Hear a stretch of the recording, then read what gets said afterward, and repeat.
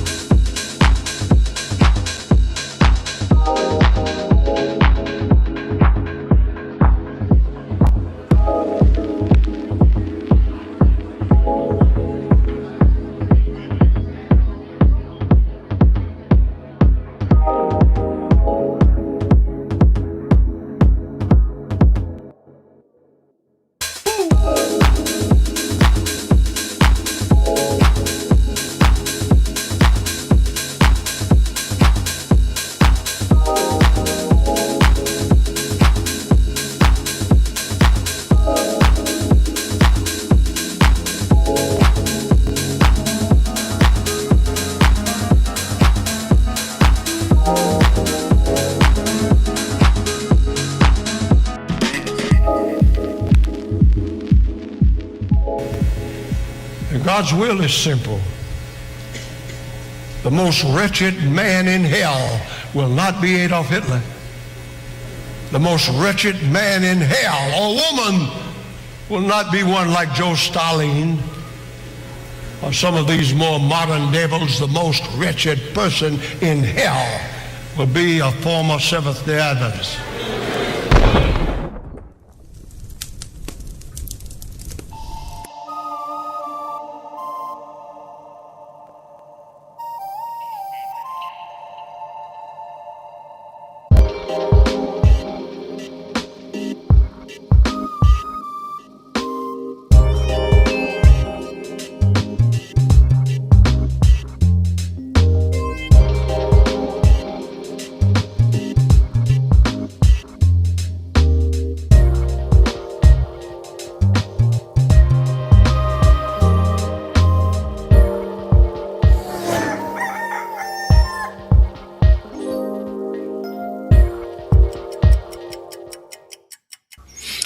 Hello and welcome to another SDAQ&A episode 596.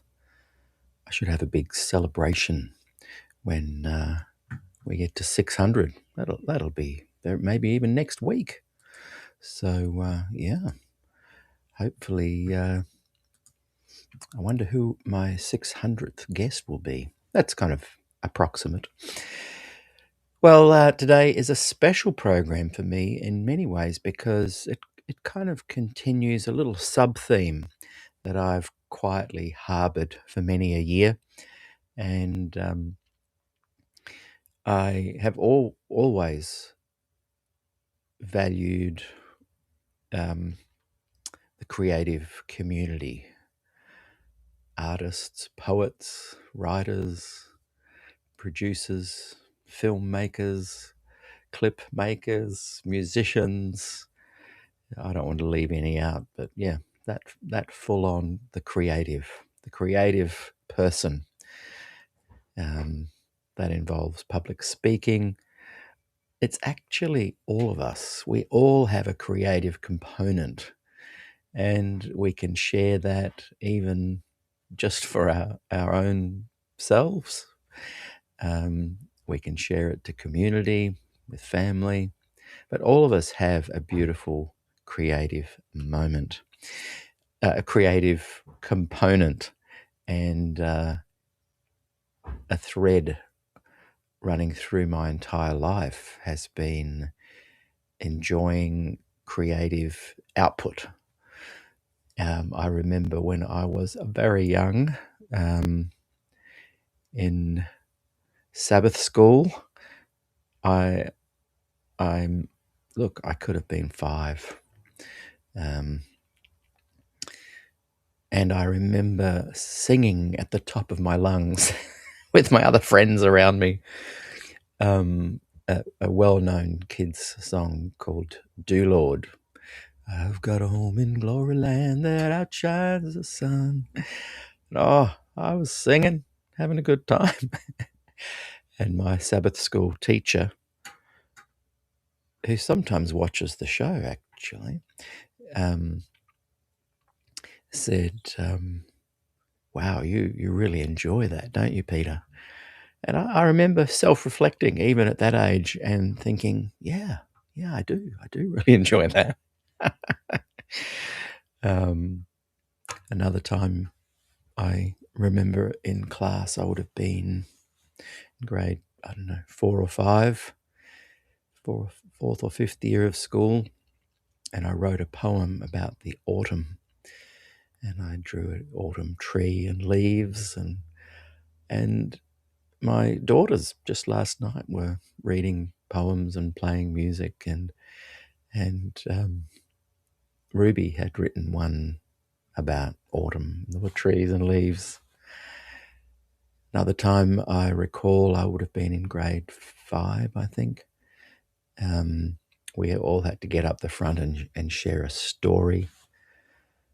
And I enjoyed sharing my story, and I enjoyed listening to the story. And I noticed that the teacher was enjoying it as well. That sense of community. Artists and creative people that we all are have a beautiful contribution to this world. I mean, everybody has creative output abilities. So if you have a creative, which you do, share it, and do that today. Write a poem, play a guitar, whatever it is. Standing by the water and putting your hands up to the sky.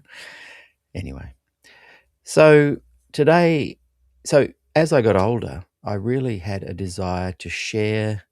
As I became a musician within the Seventh-day Adventist Church, I began to have a desire to share not only my music, but to encourage up-and-coming musicians to I guess provide a platform for them to have a sense of continuity and to also share their creativity.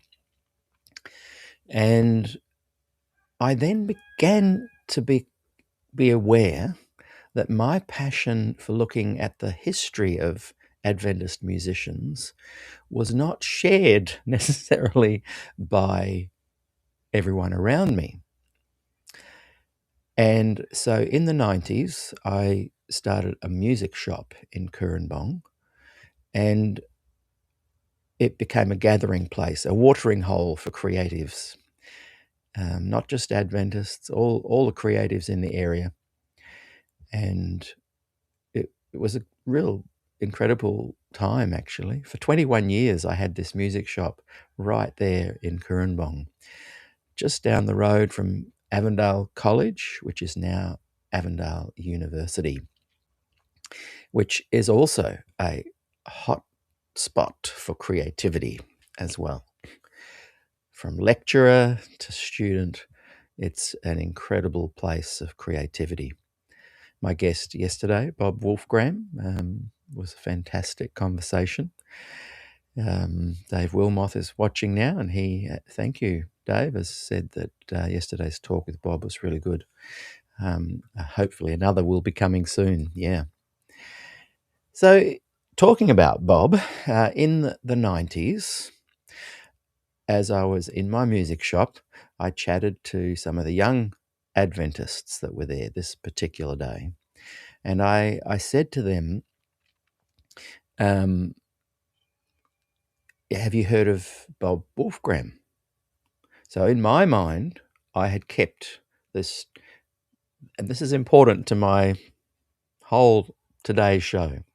I had kept in mind, there was Bob Wolfgram, and after, when Bob kind of was playing less and not necessarily involved so much, there was the next group or people, and I followed them and was aware of them. And then as I got older, I was aware of all the little hotspots of creatives all around the country and around the world. But I noticed that there would be a rise up and then a disappearance. Not for me. I had connected all the dots. So in the 90s, maybe 95, I was chatting to a bunch of young Adventists in the shop, and I said, "Have you heard of Bob Wolfgram?" No, hadn't heard of him. I went back even further. I said, "What about Ray Dixon?" Not Dixon, Dickson. No, never heard of him.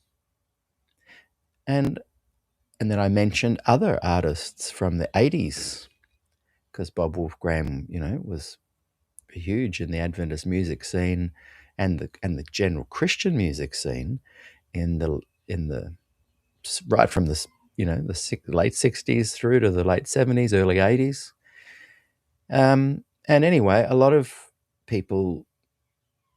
Oh, and Ray Dixon had an Adventist pastor before he became an Adventist in 1957, had a number one hit in Australia called A Town Like Alice, which was also a famous movie here in Australia.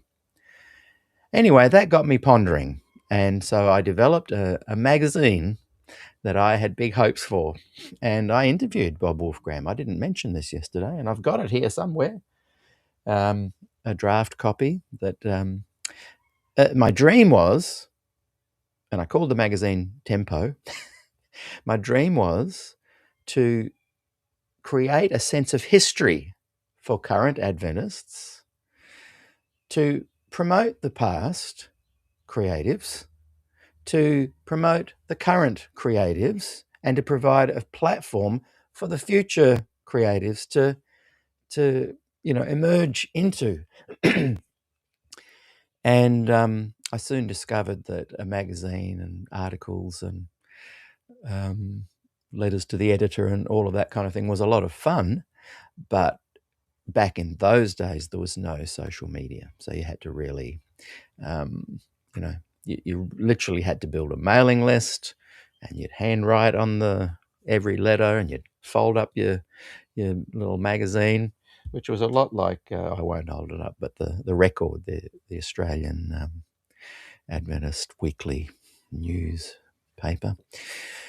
Anyway, but I did a few issues. I've found a draft copy of the first one, and I recall sending out about 500 of these. So there might be some out there, excuse me, somewhere. Well, it soon became impossible to keep going, because you've got to buy stamps and envelopes, and it just wasn't cost effective, and it just didn't happen. So anyway, coming to SDAQ&A, and I've said this before, originally it was going to be, when I was an Adventist, SDAQ&A officially started, I think, 10 or 11 years ago. Originally, and I left 10 years ago, it was going to be a platform where I could interview all of these creatives, Adventists from the past, those that were currently offering their creativity, and to encourage up-and-coming artists and offer them maybe a platform to get out there. That was the original dream and plan. And I wanted to include pastors and public speakers, and Des Ford was, my first guest. A little bit naive was I, perhaps, because I saw him as a creative, a very incredible creative human being, a fabulous public speaker, was able to bring stories and ideas and coalesce them, is that the right word, into understandable bite-sized chunks. And and then I started interviewing other people. But season 1 kind of petered out because I left the Adventist church. And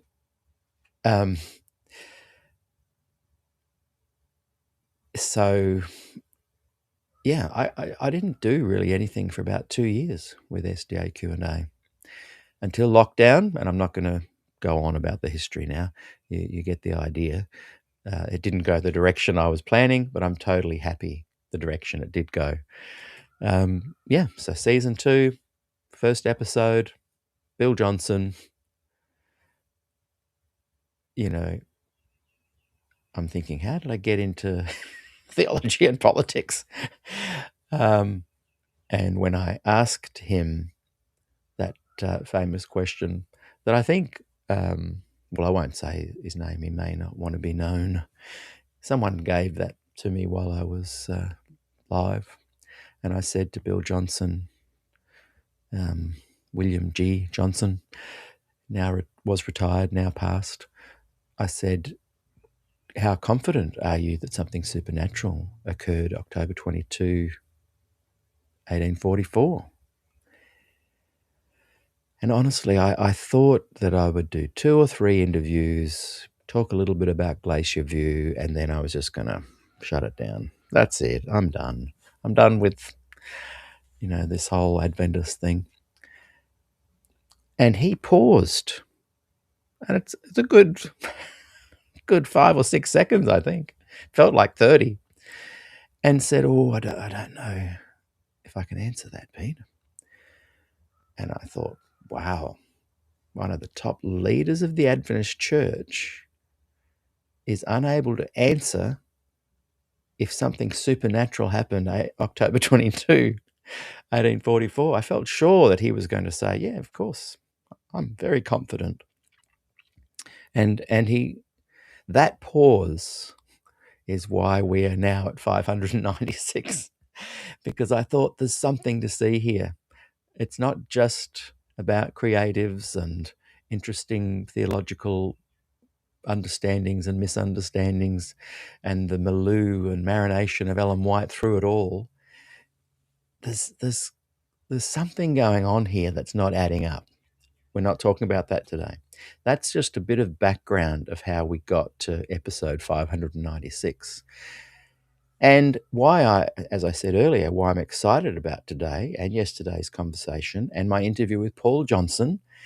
And it won't become the main thrust of SDAQ&A. That has a new direction in many ways.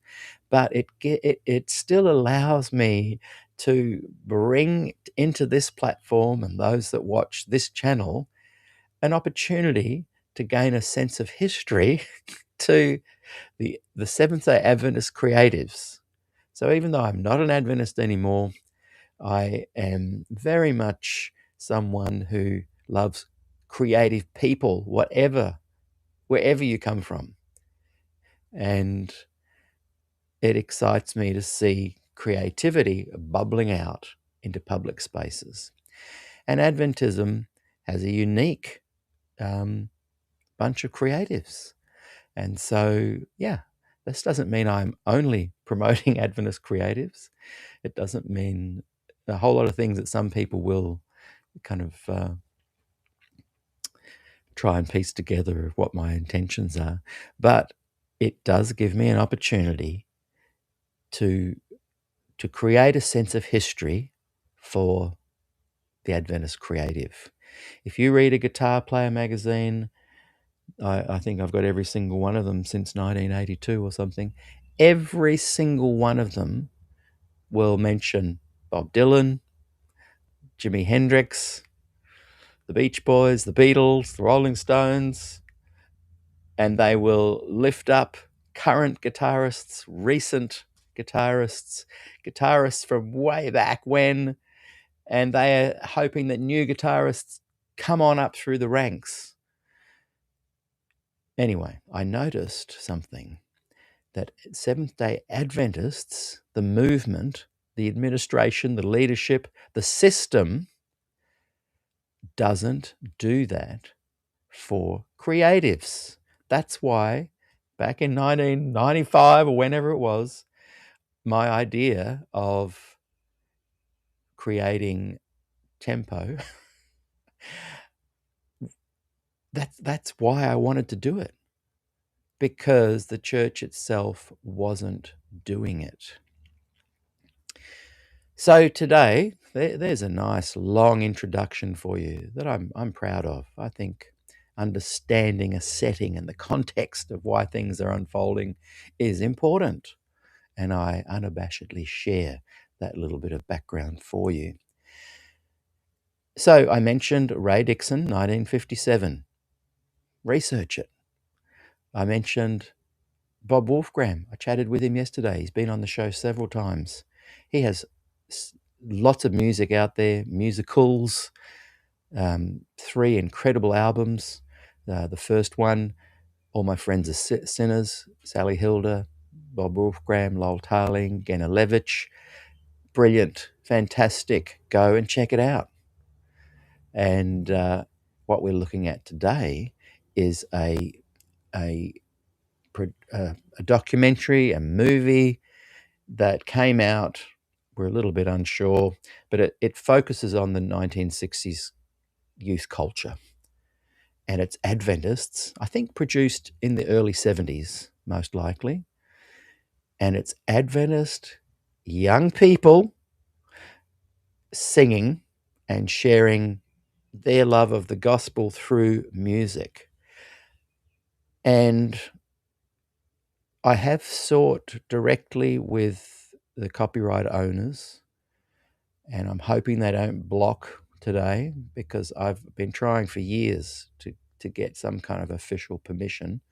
And then someone said to me the other day, "You don't need that. You're doing this as a commentary. As long as I pause every now and again and have a little chat, this is for educational purposes." So I want to just share 4 reasons why I'm playing today's program. And I've set the scene. I've given you some history. There's plenty of incredibly talented musicians today. I played music with, Leighton Heiss, Ali Heiss, Jason Davis just last weekend.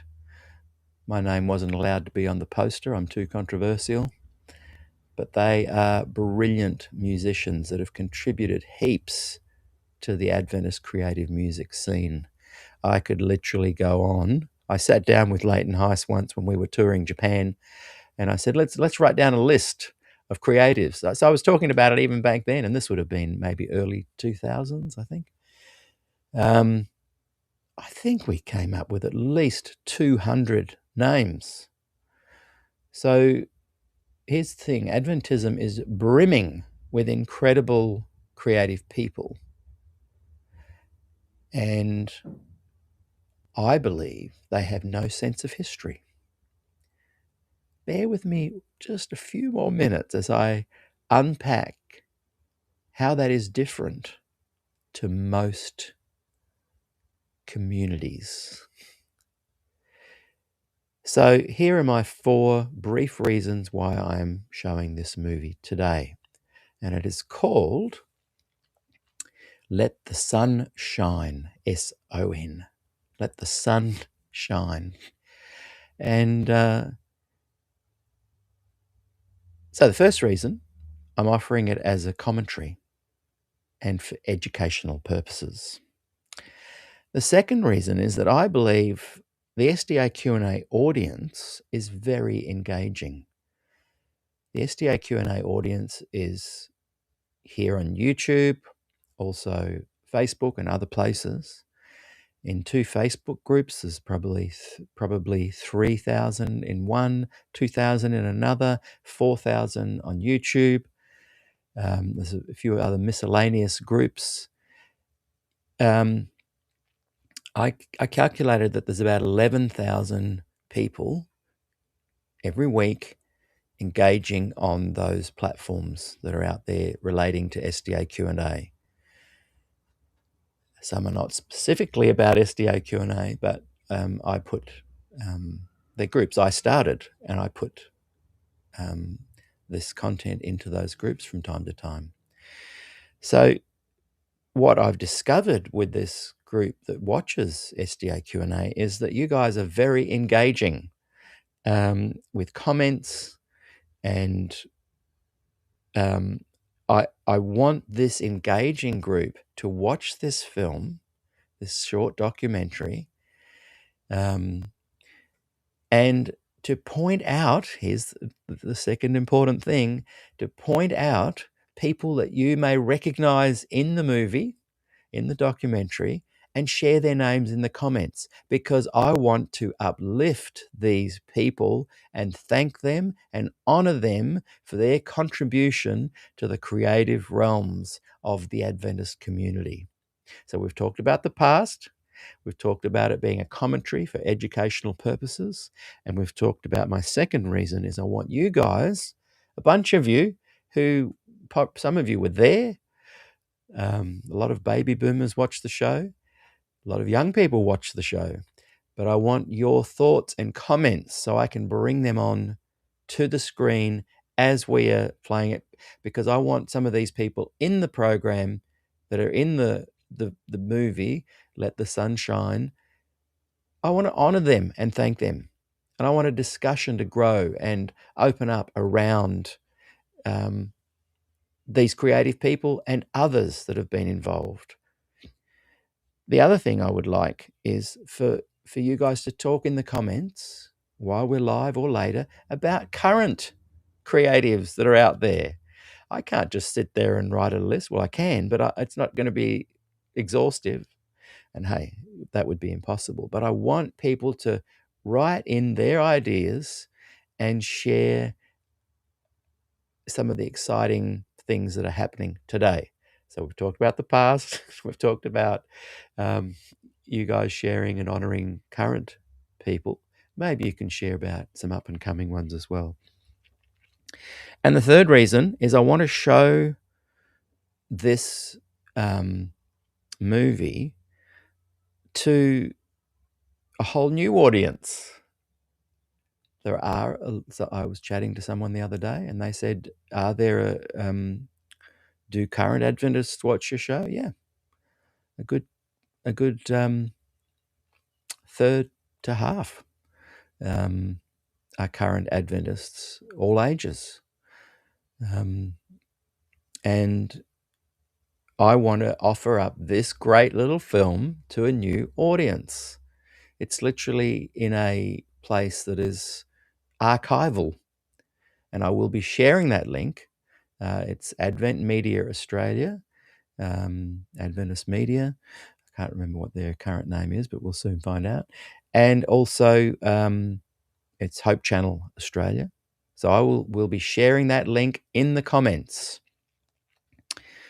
The fourth reason I alluded to before, this idea that Adventists don't have a thread. They don't know their past. They might know the past of certain pastors and evangelists and Adventist leaders, but they don't know the past of their creatives. And I want to address that. Now, in the promo chat, a couple of people wrote to me and said, that's not true, that because I inferred that Let the Sun Shine had limited release at the time.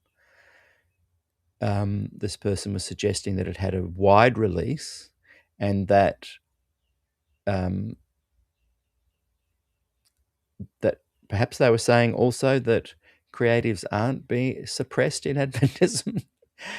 I can tell you, I was involved with Adventist music from 1979 deeply to 2019. My finger is on the pulse of Adventist creatives. I personally loved the legacy, the history from Ray Dixon, 1957, looking back at his stuff from before I was born, through to Bob Wolfgram, through to many others. I won't start naming because I won't be able to stop. So this person, okay, yes, maybe it did get a big release, but I was involved with Salter, which was a label that the Adventist Media Centre got behind. I know for a fact, as I was on the committee, that as soon as it appeared to be a little bit contemporary, and the leaders were saying to me, whoa, we're getting some big pushback from the traditional Adventists, that it was shut down. I can tell you that. Now, it's not going to be, oh, people will say that's not true. It was not supported. It was phased out. And sure, you can go and look up Psalter and there's music there. But my point is, the system of Adventism does not support its creatives. It does not create a sense of history. It doesn't create a sense of legacy. It will occasionally support the youth and try and look contemporary as some youth leader gets behind it for a short time, but then it disappears. Look at the One Project. How creative and amazing that was. Gone. I was involved in North New South Wales Conference here with at least 20 years of music ministry. I doubt hardly anyone remembers. I'm not saying that we need to be remembered. That's not my point. I'm not being a victim that things were shut down. And I'm just sharing that the sense of history and anything creative and contemporary, unless it's praise and worship these days, maybe. And I'm pretty sure 90% of musicians that are in the Adventist church and creatives in the church will agree with me. Yes, they love it. They find a wonderful grassroots audience, as I did. I'm not complaining. I had the best time. I really did. And playing last Saturday night, it's the only Adventist gig that I do a year now, was so much fun. It was just fantastic. I really enjoyed it. I'm not complaining. I'm not a victim. I'm just highlighting that the Adventist system is missing out, but they're purposely not wanting to foster this kind of contemporary, ongoing uplifting of musicians. They say sometimes that, oh, we don't want to involve with creating egos. And come on, look at your evangelists. 95% of Adventist evangelists have got massive egos, put on a show, and okay, so what? I'm not saying. I'm just saying, look, you do yourselves a favor if you got behind your creatives. But, I've realized they can't do that. So the fourth thing I wanted to say in these brief points, and we will get to the sunshine, let the sun shine. But I was chatting to a friend the other day who doesn't really know anything about Seventh-day Adventists. And he has been in the Christian music scene. He's in his mid-50s. He's been in the Christian music scene since, probably the mid to late 80s, as have I, since about 1982, 83. And when I chatted to him, two things sprang to mind. Parallel life for me, playing in the broader Christian community at all different denominations for 34 years or whatever, alongside playing for the Adventist church for that amount of time. I can tell you that every second gig I did for the Adventists, I had wonderful audiences, fantastic grassroots support. I still run into people that I connected with playing music and touring. I love it. I'm not complaining about that. But I was constantly fighting some committee above there, constantly. Every second gig, at least, I'd say probably 1 in 10 didn't have a problem. And this particular system and their committees definitely tried to shut down, I'll just speak for me, the things that I was doing.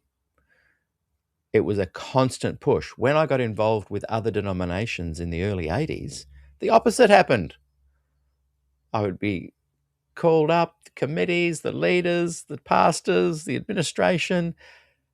Thanks for what you're doing. Come and get involved.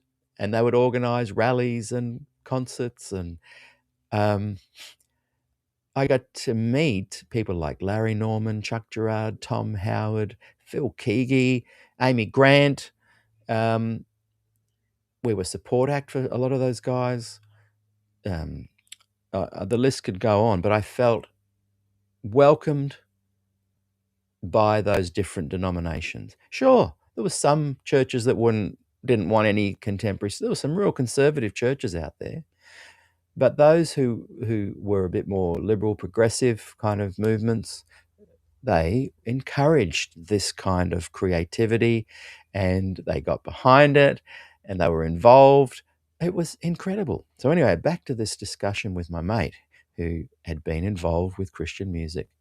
He and I had a discussion about all the musicians that we knew, and I realized that he had been involved in a system where the talking of past musicians, the gratefulness and thankfulness for their contribution existed at a systematic level, a systemic level. That the people talked about it, the administration talked about it, magazines wrote articles about these people, shows on YouTube nodded back to these people, and we had this great couple of hours conversation talking about all the creative artists and musicians that we had known over the years. And he and I both knew a lot of the same people, and he had a great sense of history. And then he said, "Hey, have you heard this new band that's coming out?" And he played me some new stuff that's out there in the Christian music scene. And then, and I thought, wow. And then he was talking about he himself playing music. And I just thought, okay, if I get the chance again to somehow provide some kind of recognition to this sense of history that the Seventh-day Adventist creatives have been a part of, then I will jump at that. And I got to interview Paul Johnson. I interviewed Bob Wolfgram again. And, Bob and Paul are holding up albums. If you watch those episodes, you'll be able to go to Spotify and listen to these albums. And so I'm excited about that. And today's show is about just adding another piece to that. So as I said, it's educational purposes. It's because I know that this is a very engaging audience. I want to know the names of people in this video, and I want you to share names of other artists that you know.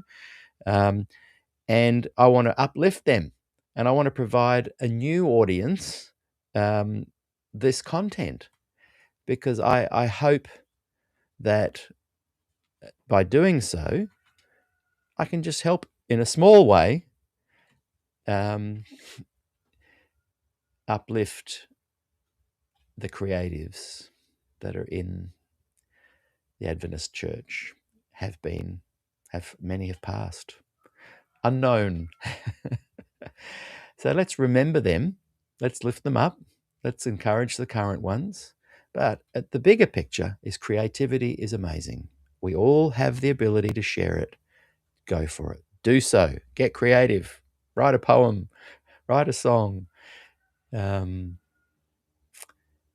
Yeah, that's my encouragement.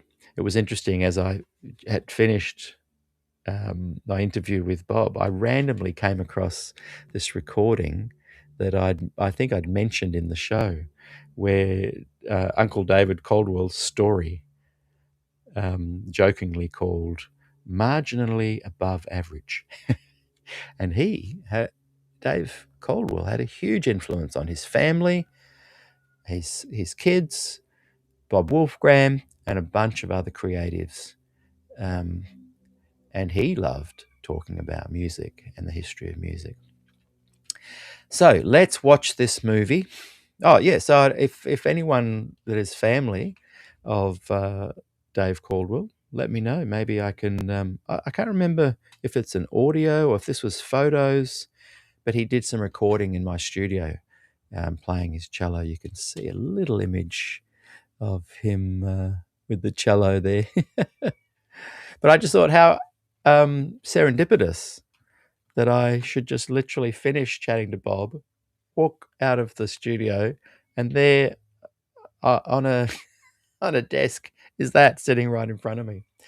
So yeah, anyway, a lot of good fun. I hope you really enjoy this. It's 20 minutes. I am going to play the commentary part of it as well, which you will see here is Dr. Lindsay. And he is still alive, lives just down the road from me. And He is an incredible human being, and perhaps more on the traditional Adventist side, but very much able to respect and and and create a safe space and home for all kinds of Adventists. I think the Adventist Church needs more people like Dr. Lindsay. Okay, so I will just minimize myself here, and I will try and zoom this in a bit more for you so that you can see it a little better. But enjoy Let the Sun Shine. Welcome to South Pacific Classics. I'm Alan Lindsay. We've been searching through our archives for film footage which highlights the work of the Adventist Church in years gone by. We've transferred these films to digital format for record-keeping purposes, but also so that we can have the opportunity to bring them to you. For our younger viewers, these films will provide a window into history, the way people talked, dressed and lived in previous times. But for those of us who are older, the images and sounds of the past may well stir some memories. The 60s and 70s were decades of enormous change. Space travel, feminism, civil rights, decolonisation. In the West, young people were particularly involved in movements for political and social change. For the first time, a distinct youth culture was emerging from the mainstream. Although most young people of the time continued as obedient sons and daughters, a visible and vocal minority made it clear that the times they were a-changin'. Pop music, long hair, short skirts, drugs, rebellion and radical politics. An idealistic sense of generational change was sweeping through the consciousness of young people, even if they didn't always embrace the more extreme or overt expressions of the era. In these times, the church was often seen as just one more expression of the old-fashioned fuddy-duddyism that seemed to be rejected. But what of the young people in the church? While they identified with some of the spirit and ideals of their generation, they felt loyalty to the religious tradition that had nurtured them. There were some young people who left the church as the result of this conflict. Others retreated into the traditionalism of the church, refusing to engage with the social upheaval happening around them. But there was a third group who remained true to their faith, but saw the times as an opportunity. They came to the realization that Christianity was founded on the words of a bearded, sandal-wearing, itinerant holy man, Jesus Christ of Nazareth, the God-man who spoke a countercultural message of love and peace. There was a resonance here with the restless spirit of the 60s and 70s. This group of Christian young people developed a sense of destiny about their role in challenging traditional church culture and a feeling of responsibility towards their peers, a generation struggling with questions of identity, lifestyle and spiritual truth. The film we're about to see is an attempt by a group of young Australian Adventists to communicate a message of meaning and hope to their peers through music and the spoken word. This is Let the Sun Shine. Now, as I mentioned, I do have to offer up commentary every now and again. I will be very brief. I don't want to spoil the flow of it. There is an intermission. I'll speak again then. I'll let the rest of it start. But you will notice too that I'm not going to bring up any QR codes or PayPal or promotion to the show. I do not want any money from this show. This is about education, getting this content out there, uplifting the past, promoting the present, and encouraging future creatives to get involved. Back to the film. And isn't Dr. Lindsay amazing? Incredible human and still going strong. Enjoy. Look at all the lonely people.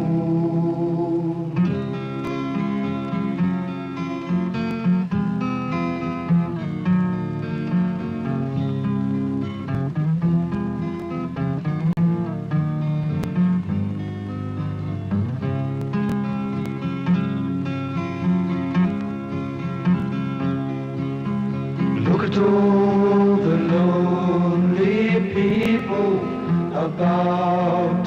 You don't know why they're lonely, so why not find out?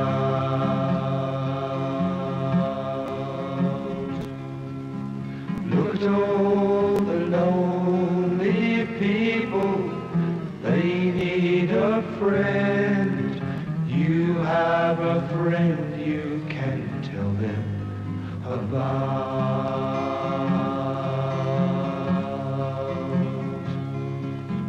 Put yourself last, forget your ambitions.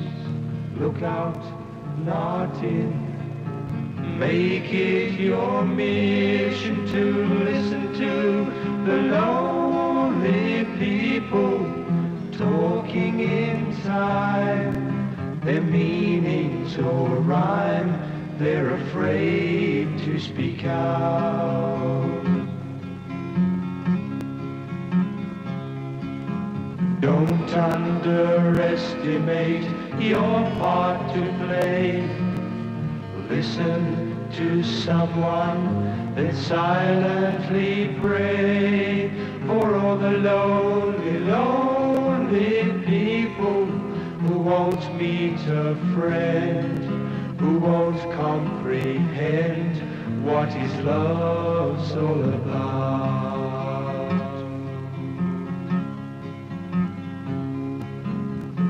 Every day you'll be given a chance. What you can't say with words, you can say with a glance. And smile at all the lonely people, they need a smile. It can make life worthwhile. Put your love on trial.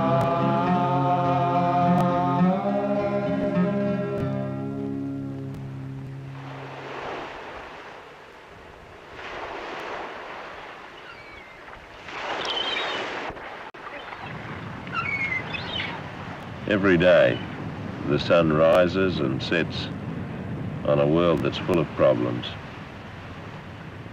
These problems really are just symptoms of a deep-rooted disease that has cut short the life expectancy of our planet.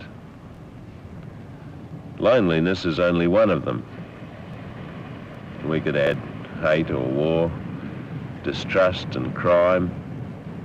In fact, the list seems endless. And sooner or later, every one of us is affected.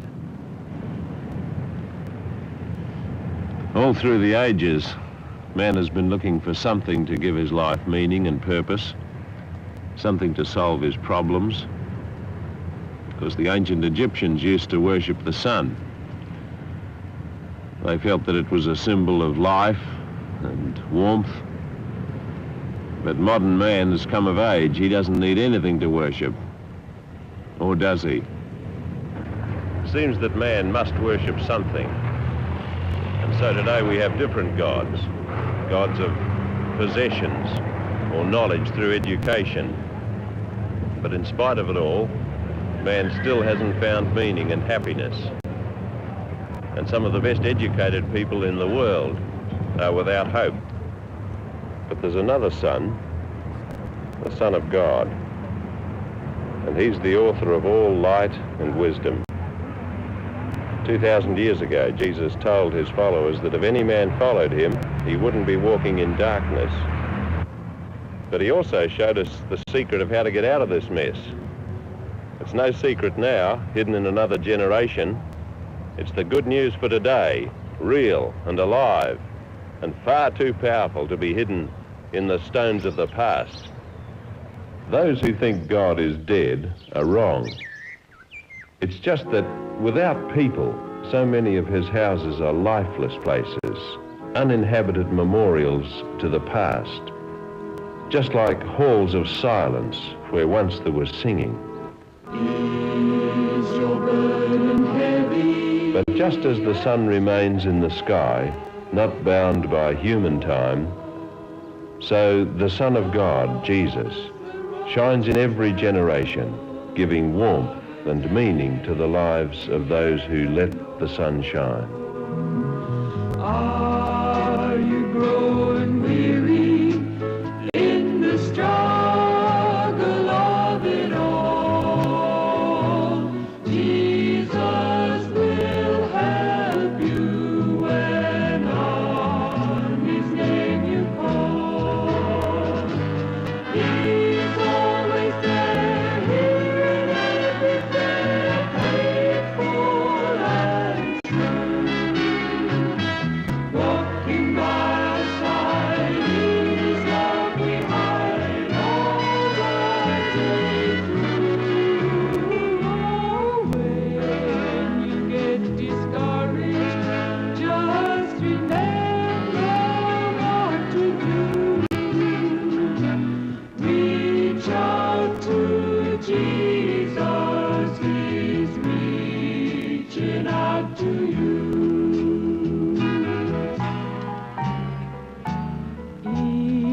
Is the life you're living filled with sorrow and despair?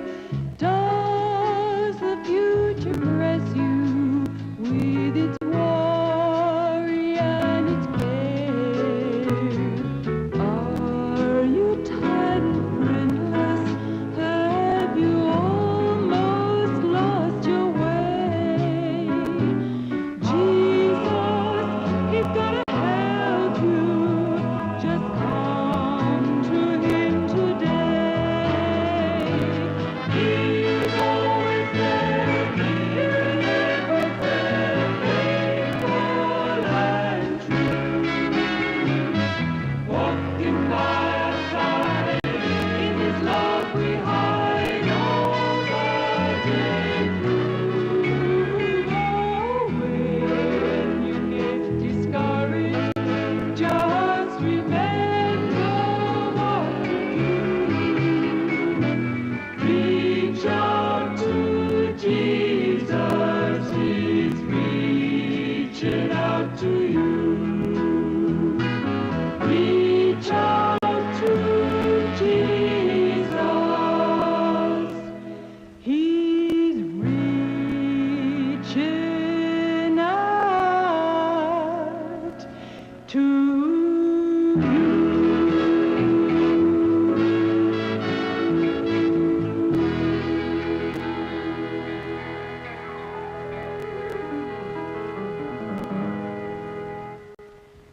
What does a guy do when he reaches the top of his profession and finds that life has no meaning for him? You know, it was right here in Melbourne that real meaning came into my life, where I met Jesus Christ for the first time. I was a professional musician by trade, and all my friends introduced me to different vices, drugs being one, and told me that I'd find a high in life. But it let me down terribly. I didn't find that real high and real meaning until I found Jesus Christ for the very first time. You know, what is truth is a question that's been asked by many today. They sing about it and they talk about it. But Jesus Christ is the real truth. Just a quick jump in there. I did some research. I do have to do a commentary every few minutes. I will keep it brief though, but just bringing you up to date on some of that. I think speaking right there is Brian Patterson. He had come from the professional rock and roll scene. He was in a band called The Executives, and I also asked in chat, is that Gordon Box doing the narrating? And Marilyn has confirmed, yes, that is Gordon Box. And Darylyn White writes, yeah, dear Gordon Box, he ministered to me at a time I was questioning, and when she was questioning an exit. Is that Lindria Maywold? Was she one of the singers there, I think? And yes, confirming that that is Brian Patterson just there. Brian did a recording called The Greatest Words Ever Spoken in 8 minutes. And I tried to help him for a while there with a little bit of distribution. I wasn't very successful though. Sorry about that, Brian. And Jan and Lynn Lowe, I think. And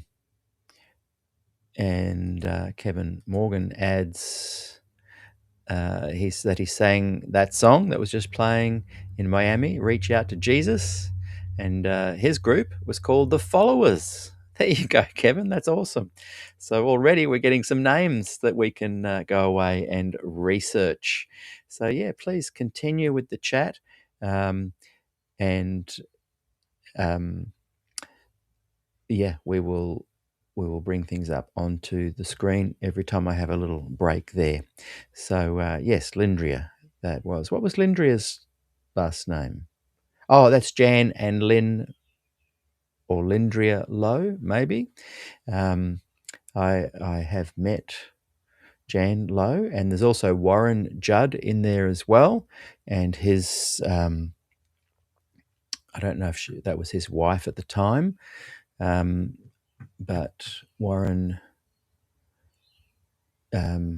Judd did a lot of incredible arranging with songs. He did that this little light of mine, and could you just hear also as that last song faded out? I'm pretty sure that was Brian Patterson on lead guitar. You could hear this little great drum roll and some bass and this great little lead guitar, and they had it very low in the mix. Oh dear, classic. So yeah, let's get back into it. And I've literally reached out to Brian Patterson just now and a few others, just saying, hey, if you've got time, come on the show even now, just later for a brief commentary. But yeah, let's get into this next song. Oh, I was just saying about Warren Judd. He did a great arrangement of This Little Light of Mine, and I loved it, loved playing it as a kid. Okay, back to Let the Sun Shine. He is truth to me, and I would like to sing this song that I wrote about truth. To find what's truth today, my friend, can worry most, I guess, in a world so involved, complex and in a mess. Freedom, our young ones cry, their faces filled with sorrow, hoping for that newborn day and a sunnier tomorrow.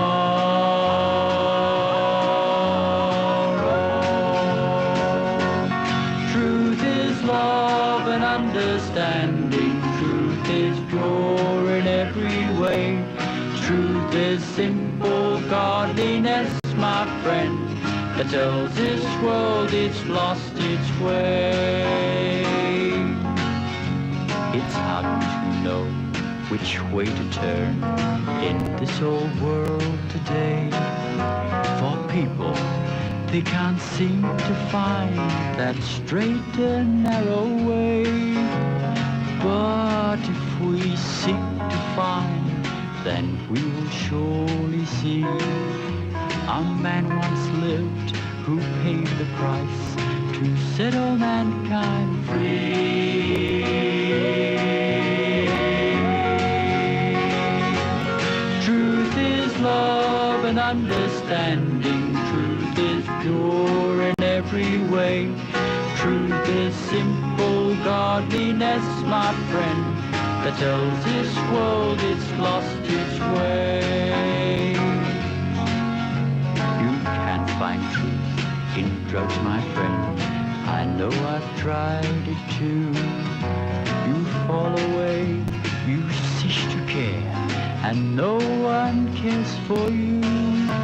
You wish that you could go back home and start your life again, to live a full and simple life, to live to be a man.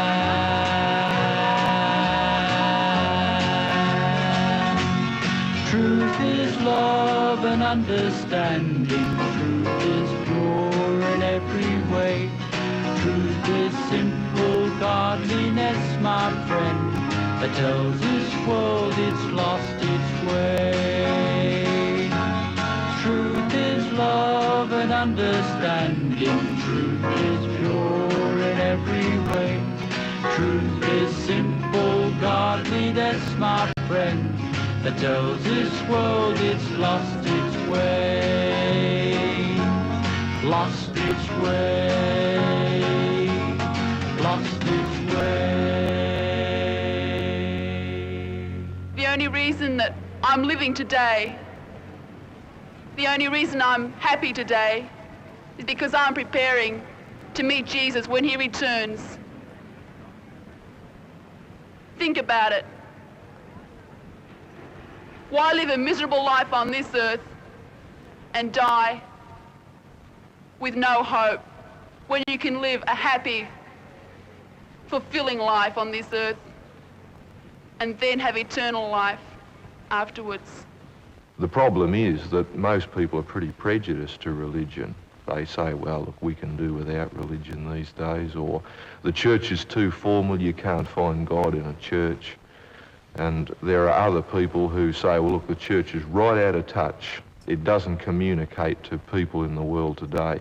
And I think that this has led many people, and especially the Jesus Revolution has underlined this fact, that young people are trying to find things that are real outside of the church.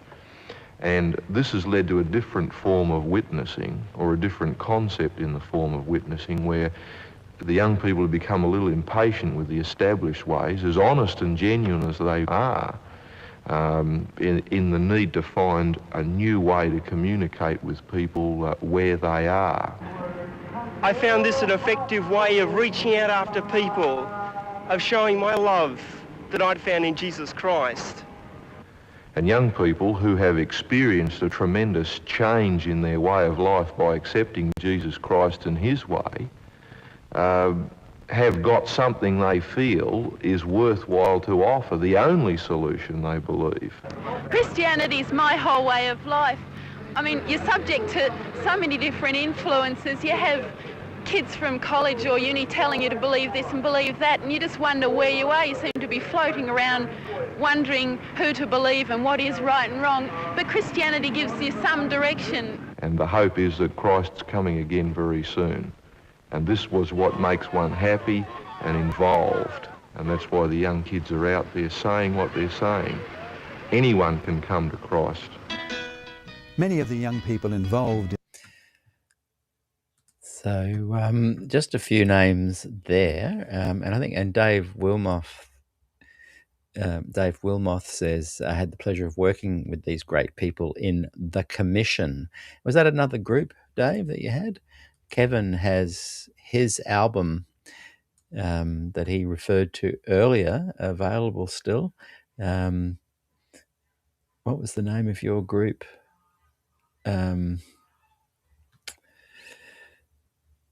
Yeah. Sorry, I'm just checking some of these comments here, but whatever it was, it is available. And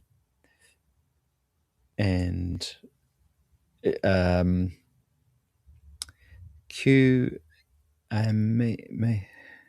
me smoke. Thank you for addressing the issues as you do, Peter. I look forward to watching the doco. Oh, thank you. John writes, I came for division, not peace. Jesus Christ. Yeah, that's a good point. And Q Smoke writes, the opening song Lonely People was written by Dave Hall and Lester Silver, both amazing singer-songwriters for the 60s into the 70s. Peter, interviewing Lester would be wonderful. Yeah, can you shoot me a little reminder message and I will approach him? That would be fantastic. And Dave too, you mentioned if he's still around.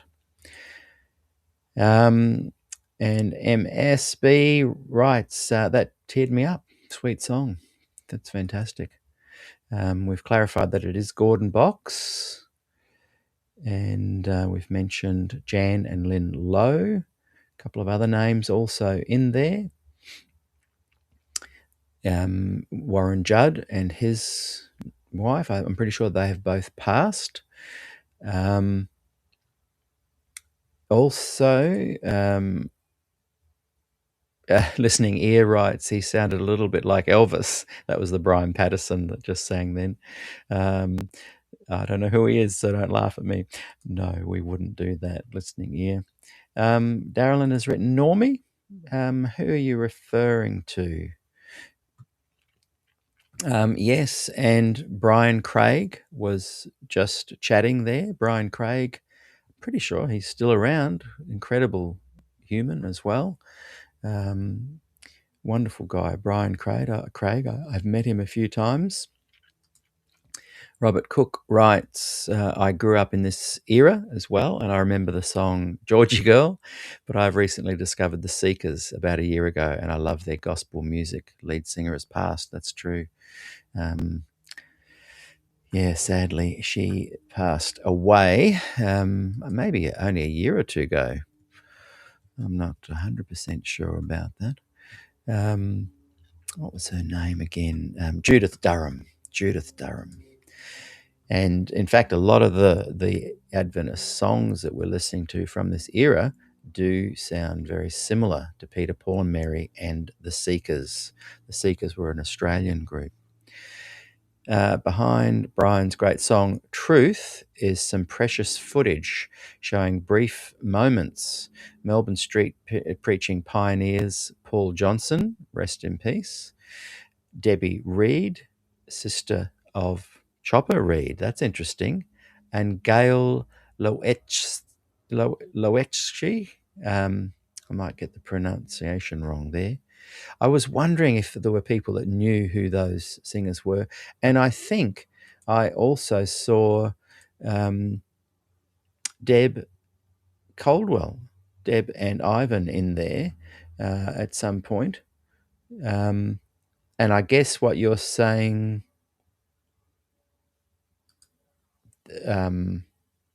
their Q Smoke, that Deb Caldwell might have been Debbie Reed, maybe. And Kevin's group was called The Followers. Get an album photo for me there, Kevin. Let's get back to it. You'll notice too that they appear to be following different groups. I think that was the Sydney contingent. Or was that Melbourne? But we're heading off to Adelaide now. And again, I'll stop again as more comments come through. Darylyn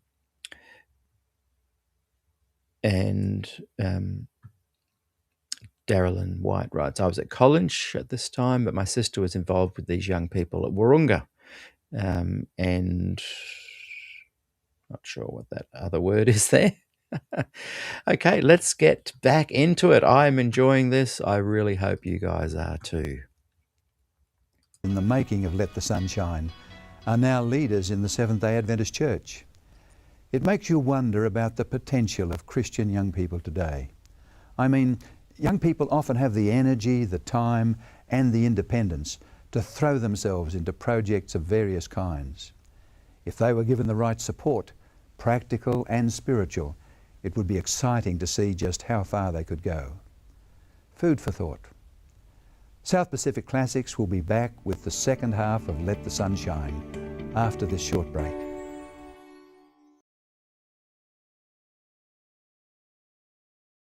And I will just run past that short break. Powerful words that Dr. Lindsay said right there. And I guess my theory that I mentioned in the opening is that Adventism as a system doesn't actually do that. I think it's pretty clear that if you chat to young Adventist musicians, they have no idea about this legacy and these people that we're talking about today. And for a healthy community, I believe that the people that have mattered as far as influence and offering thought-provoking content, it doesn't hurt to remember them and to get to listen to what they had to say. That's who is Q Smoke? I want to know. But you're saying that wasn't Debbie Reed. That's Debbie Caldwell, and of course I know Debbie and Ivan, and they were part of the group that recorded Unity. I'm pretty sure may have even recorded that in my studio, and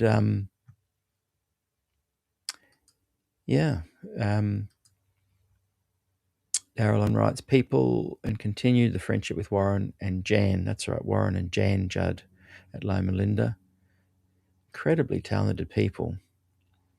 And Dave writes, the commission under Warren's direction, Warren Judd, right, produced. Oh, right. Of course, David, I should have made that connection. So you were in commission, Warren Judd produced it, and the LP sold on him. I have that album, Sold on Him. Is that the one with the beach buggy on the front? Can't remember. Now, those watching from the US of A, the UK, all around, hey, wouldn't it be fantastic? Maybe I can do a show like this every quarter or something like that, and we can just look at clips and names and album covers of people from the past in your part of the world.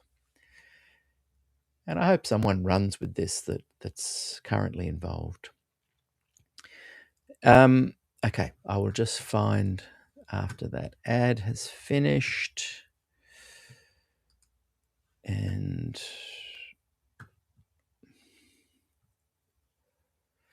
let's see, what am I doing here? Whoop. Are we back? I hope you've been enjoying the film footage that we've brought you over this series.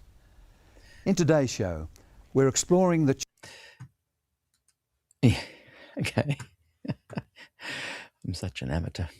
Amateur. Let's get back to this footage. I think I've forwarded past the promo. Continue commenting, please. And those that are watching down the track, please write in the comments. If you write in the time code as well and what you're talking about, people that click the time code, it'll jump them straight to that part of the video. Over to you, Dr. Lindsay. Church youth movements of the 60s and 70s, which led to new ways of telling the old story. The film we've been seeing, Let the Sun Shine, is an interesting mix of spoken word and what we would now call music video. It was intended for viewing by young people with an interest in spirituality, but no firm commitment to a particular religion or denomination. If you've been watching this film with us, you'll have noticed that the spoken word sections are more like a friendly conversation than a formal sermon. The musical style is also interesting to note. From today's perspective, it's fairly gentle, melodic folk music. But in the 1970s, when this film was made, the use of guitars and percussion in religious music was a contentious issue within many congregations. In this film, you'll notice lingering shots of the guitar amplifier and tambourine. The filmmakers are sending a clear message here about where they stand in relation to the debate. So let's return now for the second half of Let the Sun Shine.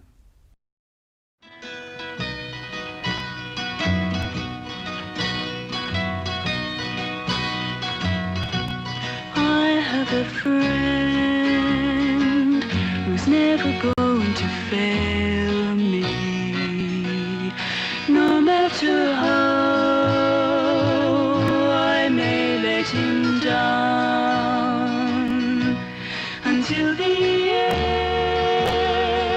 end, standing there beside me. Whatever I do,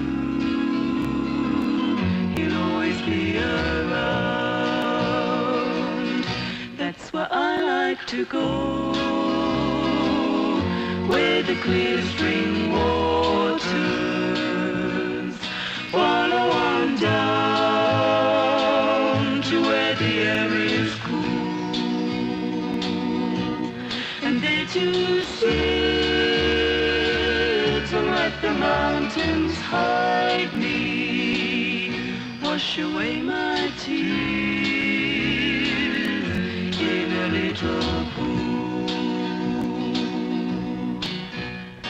Meet my Lord way down by the river, where peace and love shine down from the sky. I'm gonna meet my Lord way down by the river. Let all my troubles roll on by, roll on by. I'm gonna meet my Lord way down by the river, where peace and love shine down from the sky. I'm gonna meet my Lord way down by the river. Let all my troubles roll on by. Once in a while, everyone gets lonely, and some of us try to make it on our own. But there's someone waiting like I told you, and he is the one that's gonna carry you home. So meet your Lord way down by the river, where peace and love shine down from the sky. I'm gonna meet my Lord way down by the river.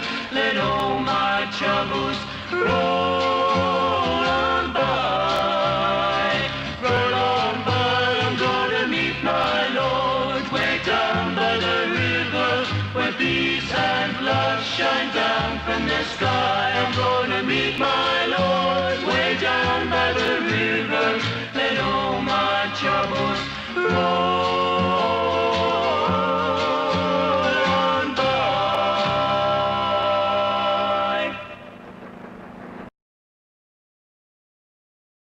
That's a great song. I love that. Yeah, so that's Adelaide, the Adelaide contingent.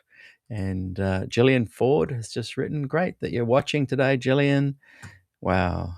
You and your husband are true creatives. And Gillian has just finished Glacier View and the Beginning of Good News Unlimited, Volume 13, available on Amazon.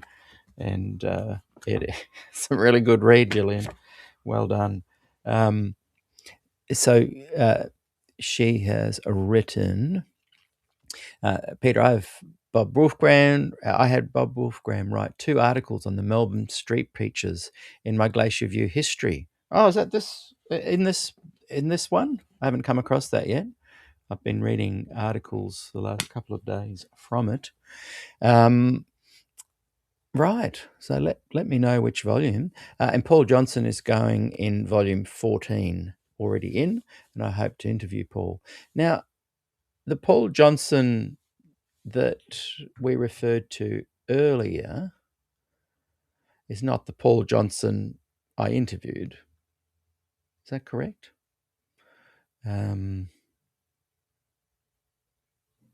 Someone can just clarify that for me. And Jim Baker writes, I listen to the Heritage Singers, rock and roll. I listen to them now to ease something. Yeah, so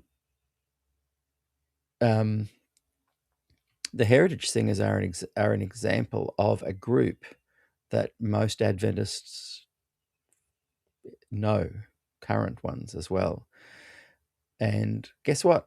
They have always been supported by the system. That's why you know about them. There needs to be a GC department dedicated to keeping alive the memories of creatives within the Adventist Church, not just the Heritage Singers. And Gillian writes, I'm just bringing these up, So Gillian writes, because I want to write up the history of the gospel from 1965 to 71, Paul knows all the important characters of the day. And that will be the Paul Johnson I interviewed. But there is another Paul Johnson from Melbourne. Am I right or wrong on that one? And MSB writes, I was born midsummer 1960. Wasn't an Adventist until 1998. Now, being a former Adventist, I still find the presentation very interesting and the comments as well. Yeah, as I've said lately, it's like an incredible soap opera. Oh, Jim, you were saying that it would help ease you to sleep. Oh, and good to know. The Q smoke is Bob Wolfgram. Great. Well, that certainly makes sense. I loved your comments earlier. Thanks, Bob. Great to chat with you yesterday. Wow, incredible. And to me, this is not just about a waltz down memory lane. This is about keeping a history alive and having a legacy. Look, anyway.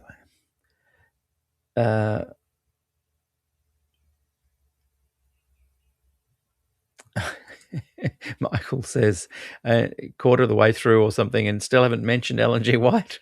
I think that's what you're meaning.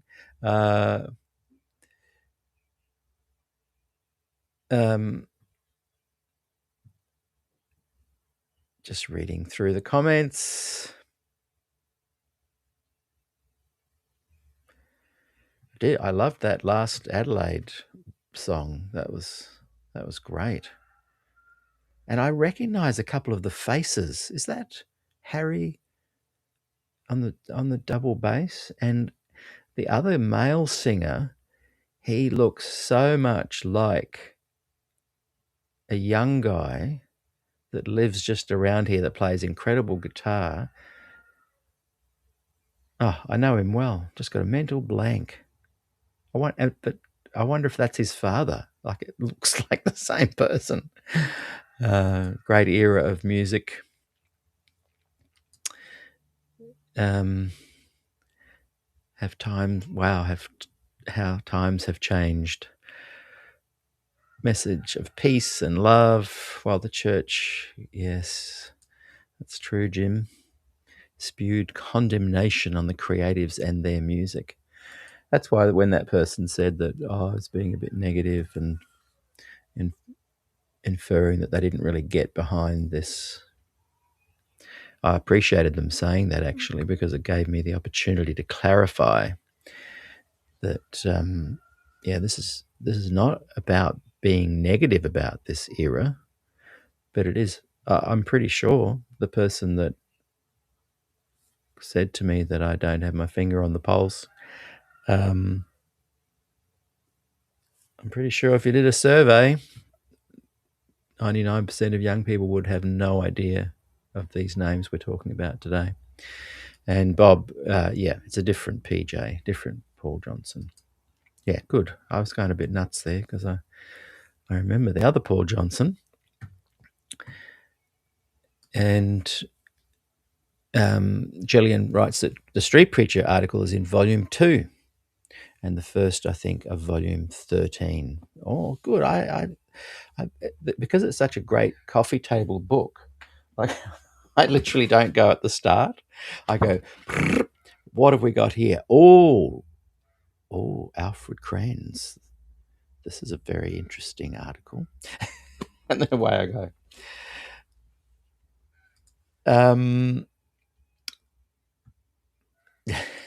Brian adds the heretic singers.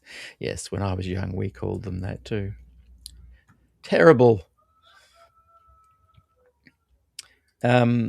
Take 3 did a couple of great albums in the US, and Wedgwood Trio eventually became accepted by Adventists, yeah.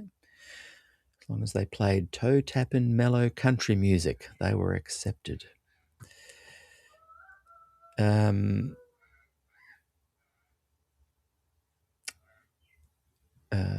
It's kind of nice not to have Ellen G. White mentioned.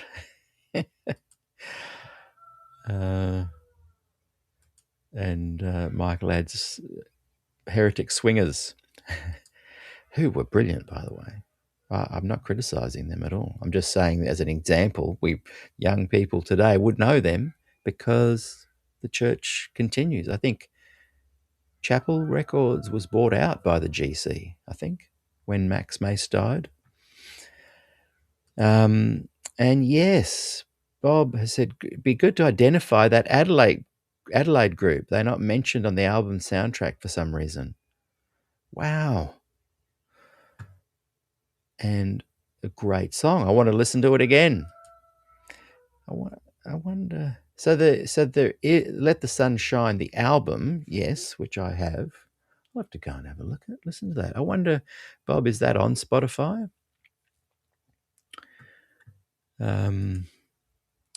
And Jim Baker writes, our academy choir was banned from visiting certain churches because singing more folk Christian music.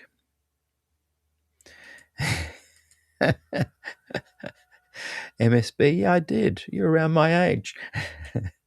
Okay, let's get back to the program. Loving this. Here we go. Where are we? Where's that button? I've been studying with this fellow called Wally, and to see him change from being a person that just sort of thought about God to someone who really knows God, it just makes you feel really good inside, because Christ wants us to win others to him. He wants us to tell others so that they can be happy like we are. Dave, how successful do you think our coffee shop has been here? Well, Archie, perhaps before we were to talk about success, we should look at the aims of our coffee shop. Our aims here were to provide a stepping stone for young rebels straight off the street into our coffee shop and prepare them by face-to-face personal intensive witnessing for moving into the traditional church.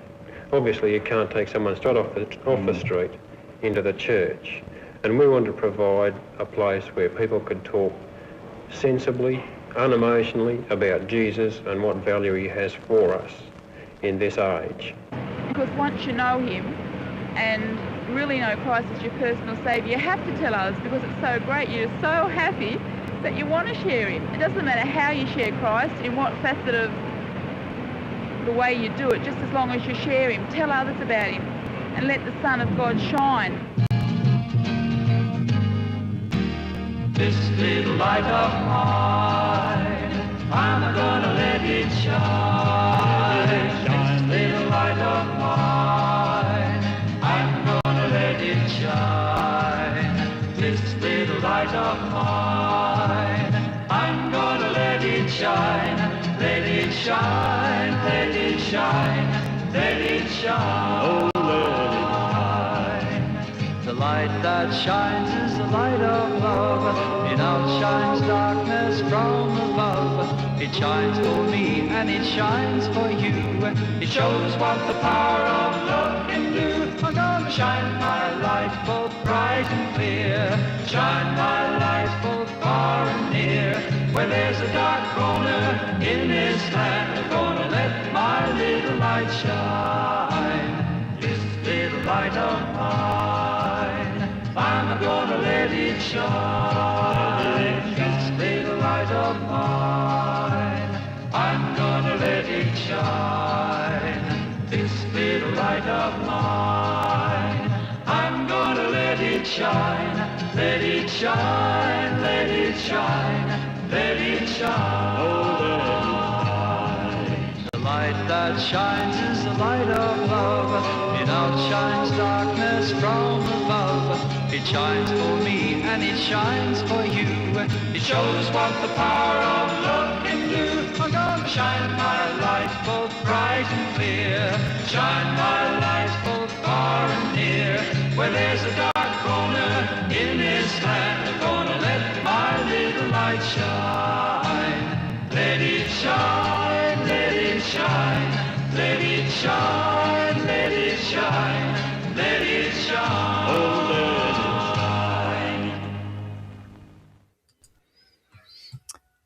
shine. There we go. That's the song I was referring to. This little light of mine. Oh dear. Now there's credits there at the end.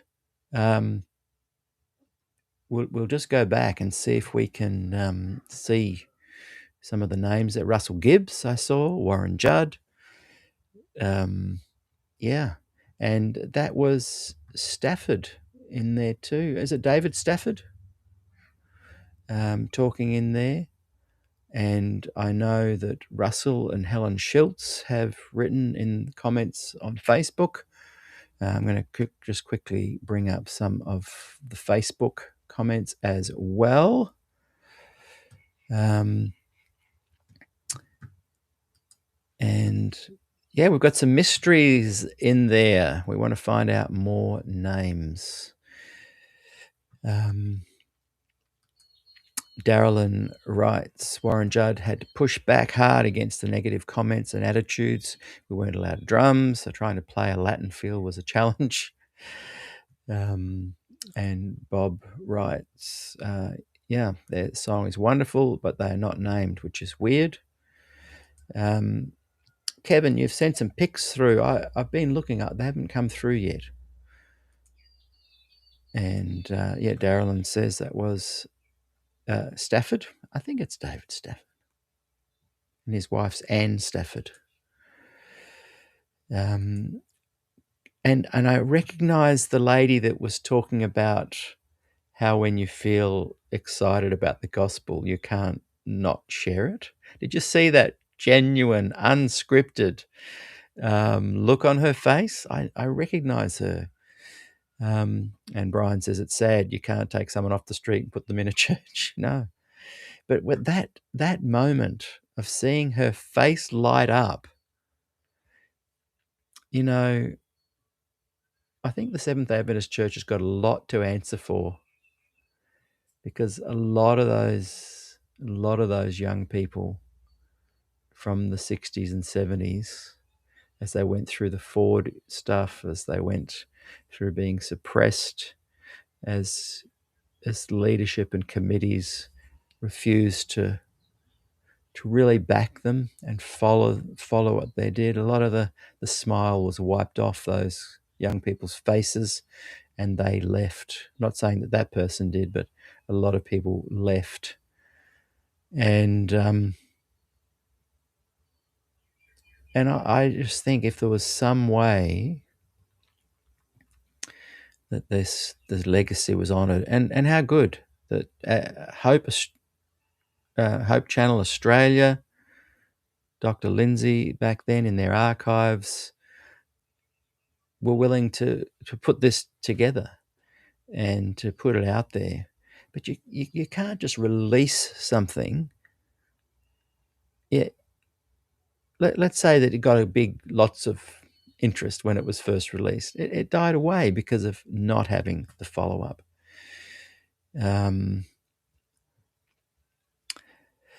So MSB, I will just try and play that ending and see if I can see some names there. Just do that in a moment. And MSB says, so you just want older or newer groups of Adventists? You're not talking about mentioning groups outside of Adventism. I'm sure. Sorry, no, you're not slow at all. Because I have mentioned that creativity is not just within Adventism. We all have it. And I love talking about groups of all kinds. But yes, I guess this show particularly, and what I'm referring to in this keeping a history alive, I think I'm talking about older groups and newer groups and upcoming groups and creating a legacy. That's a thread. I'm talking about creating a thread that can go right back, and so that young people go, oh yeah, they may not listen to certain artists, but they go, oh, yeah. Like if you go out into the secular community and say, have you heard of Bob Dylan? They might not listen to Bob Dylan.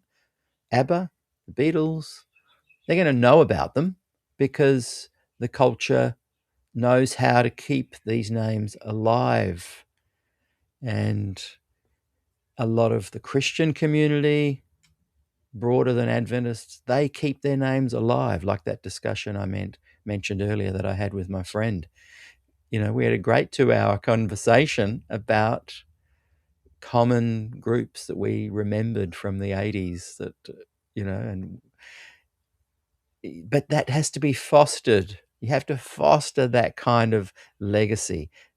Community has to foster it. Thanks, MSB. Bob Wolfgram says, Lol Tarling and I often frequented the joint on Saturday nights while we were at Avondale.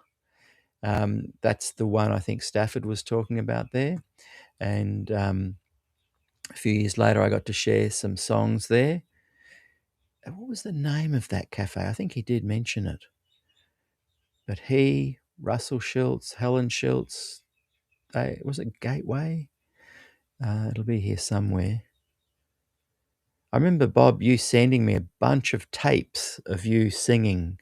This would have been in the 90s when I was looking at trying to get a lot of your material onto CD. And I loved that. You just sent me maybe 6 or 7 cassette tapes of you and a guitar just singing.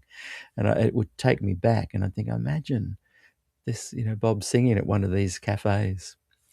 Someone else has mentioned Take 6. Yeah, fantastic. Kevin has sent me to Avondale Music. Oh, it's an email. Yeah, email's a bad place to send. Send it in Messenger. And David Wilmoth says that he still talks to Archie Steele from time to time. He's still enthusiastic about his faith, lovely human. Was he in the video just then? Was he talking to, I'm saying David Stafford? If David's watching, I apologise if it's not David. My brain.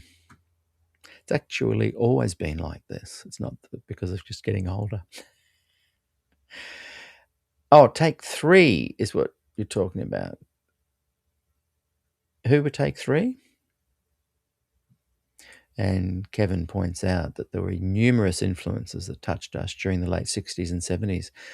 Kevin, why don't you and I do a show like I did with Bob yesterday, and you talk about the USA contingent, the many groups that were involved. Let's do that. Get some vinyl albums, hang them up. And yes, Brian says, I remember the Pure Addiction, TPA, from the Central Coast. I sure do. I helped promote and distribute their album. Okay, now let's have a little look here, and then I will close with just 2 or 3 comments from Facebook.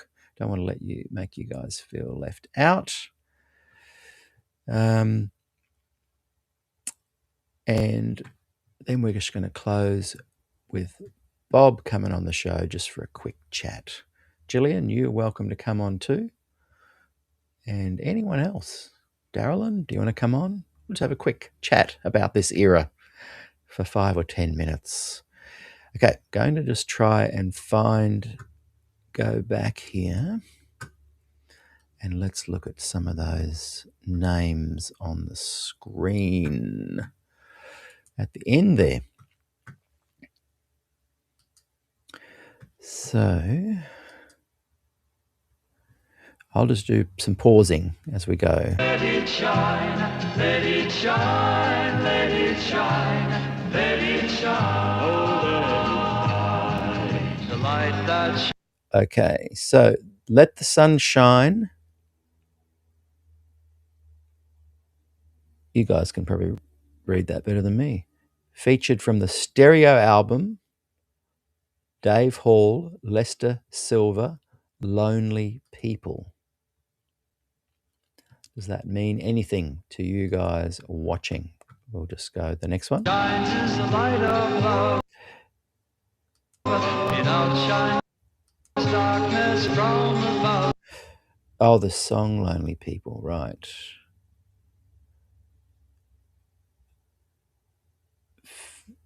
Featured something, the stereo album. It shines for me and it shines for you.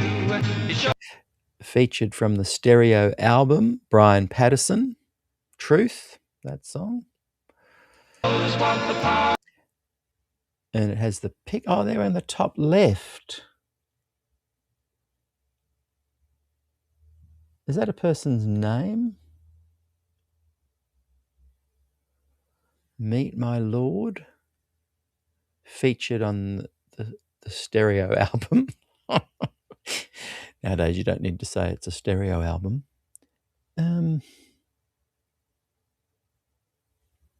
Someone might be able to see that better than me. And this one is featured from the stereo album, Rambling Strings. This little light of mine. I've got Rambling Strings. Boy, I'm going to have to try and find all these albums. Oh, before you come on, see if you've got some of these albums to hold up. Oh, sorry. It outshines darkness from above. It shines for me and it shines for you. It shows what the power of love can do. I'm gonna shine my light both bright. And this is featured Rambling Strings.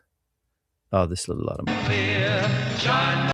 Now, it does say some name. Mead.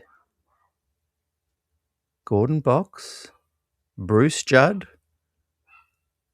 Brian Craig. Oh, it is Archie Steele. Yes. So, what is it? Ken Mead?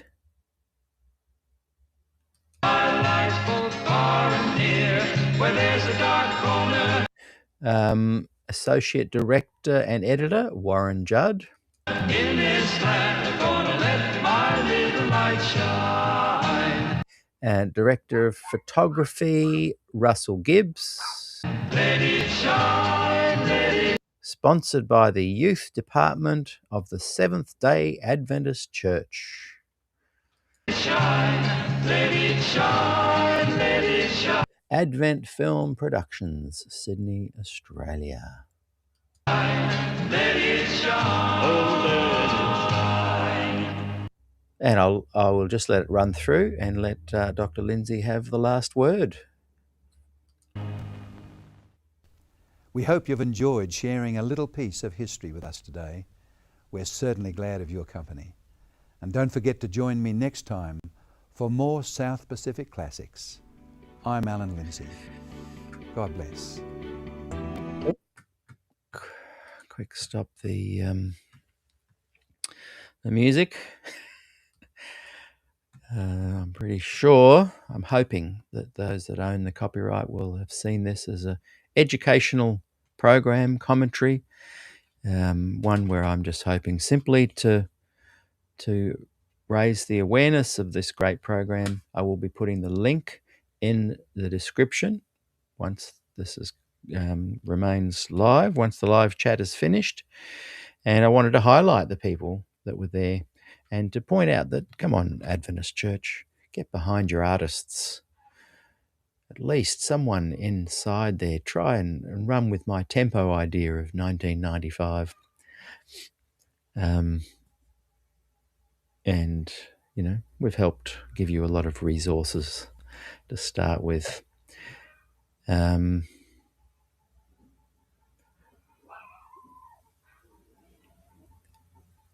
And David says, thanks, Pete. Quite an adventure.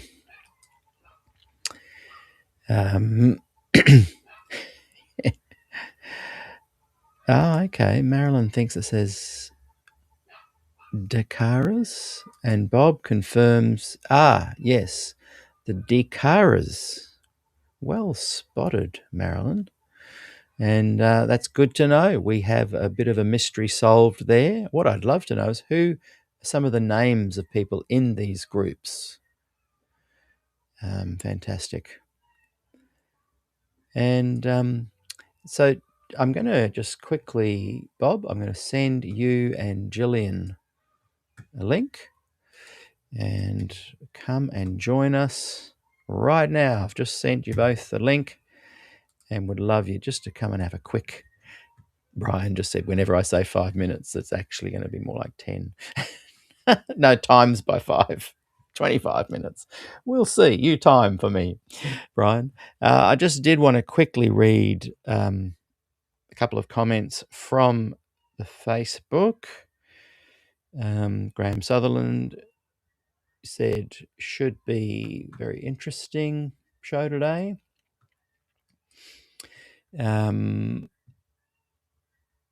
He grew up Presbyterian, They were ultra conservatives. SDAs didn't have that on their own, in my humble opinion. And I wrote back and said, yep, sure.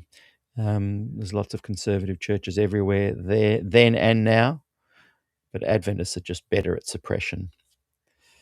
And you can see that demonstrably by how nothing has changed.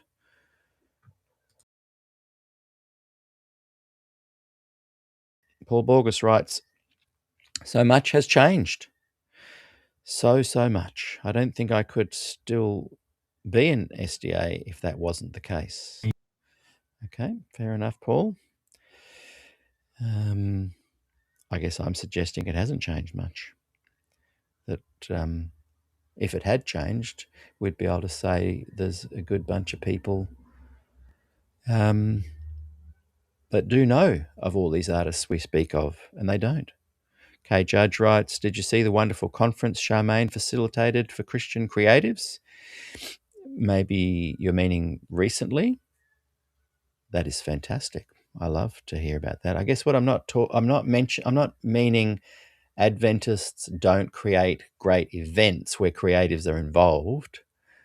I'm talking about the keeping a thread of the history, the legacy, keeping those names alive and the culture alive from one generation to the next. Here we are, just then, the Adelaide group, the Dakaras, Bob will tell me in a minute, we couldn't even really remember. We can't remember their names. And so, Kay, it's great that Charmaine has facilitated Christian creatives. I love it. But I would love to see Christian creatives sponsored by the youth leadership for the next 20 years, and let's keep this thread alive. She goes on to say, we certainly had some wonderful Christian music in the 70s and 80s. She's remembering Parachute conventions in New Zealand. Parachute wasn't an Adventist convention, though, was it? But Adventist bands and groups were featured. That is true. I myself even sang at Parachute Festival for 2 years in a row. Our youth department in New Zealand were modern. Yeah, I'm not saying there haven't been modern uprisings of this sort of thing. You guys seem to think I'm being critical. I'm just saying, yeah, let's keep all that good stuff going and have a sense of history. Lloyd Turner writes, it's hard to recognise people. They've all got the same hairstyle. Joy writes, I certainly see Jan and Warren Judd. Both died now, unfortunately. Lindria Maywald, that's who it was, and Lynn Lowe. And yeah, there's some other interesting discussion there. If you guys want to go and look at the promo pics on SDAQ&A or over there at The Voice, you can find out more info there. And one last quick look at here.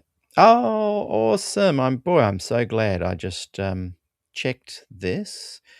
And Deb and Ivan Caldwell, if you're watching, please send me a message and I'll send you a link. And come on quickly with Gillian and Bob and I and just have a quick chat. Would love that.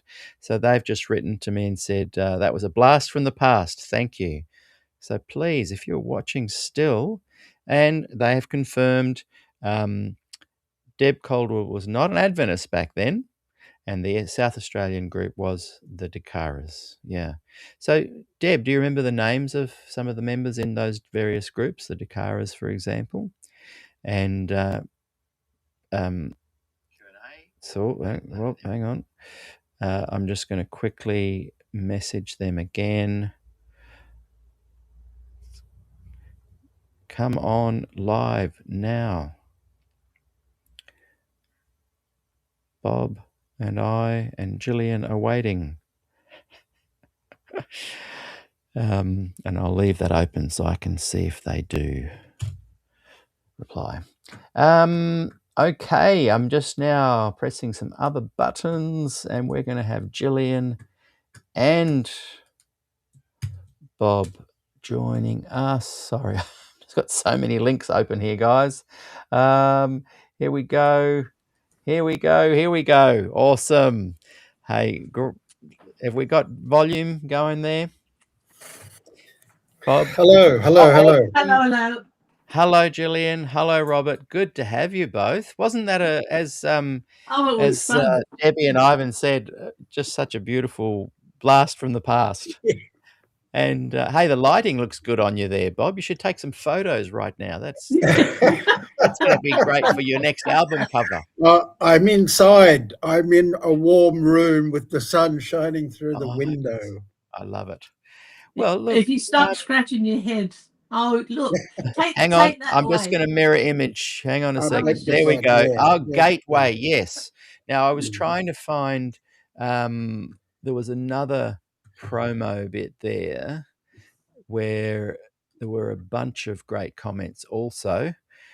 Don Cicchetti says that was the last chance. It's not fixable now.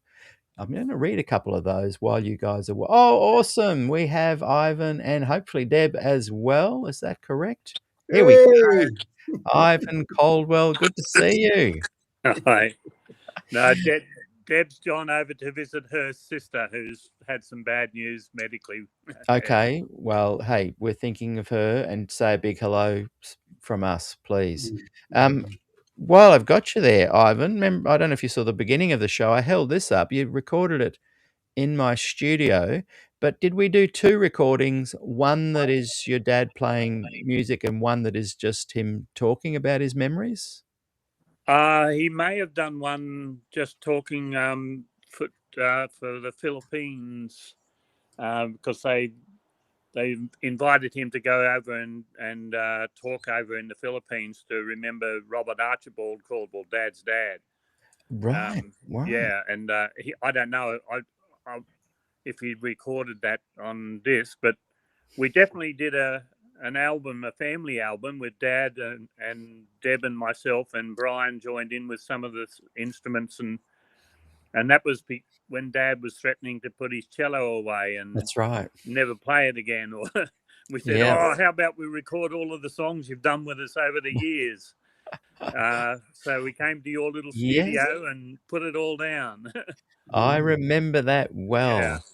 I did a little bit of a head count the other day of artists that came through my recording studio, and there were 65 artists in a period of when I think I started in 1991 and pretty much stopped around 2008 or something. Yeah. Maybe 2011 officially sort of stopping. That was shed out the back of your dad's place, wasn't it? Yes, exactly. Yeah. A purpose-built shed on his backyard. Yeah. Because you did some stuff with Unity there too, didn't you? No, right? I don't think we recorded Unity stuff there. No, I remember the first album we recorded in the college church at Avondale. Right. Yeah. Right. And I'm not sure about the second album. I remember maybe there was a spin-off. There was a couple that were involved with Unity, and they definitely did some recording. Anyway, my memory's going. Well, it's always been bad. Hey, I'll just read out a couple of quick comments from names you might remember, and then we'll bring you each on to share some thoughts of what we just watched.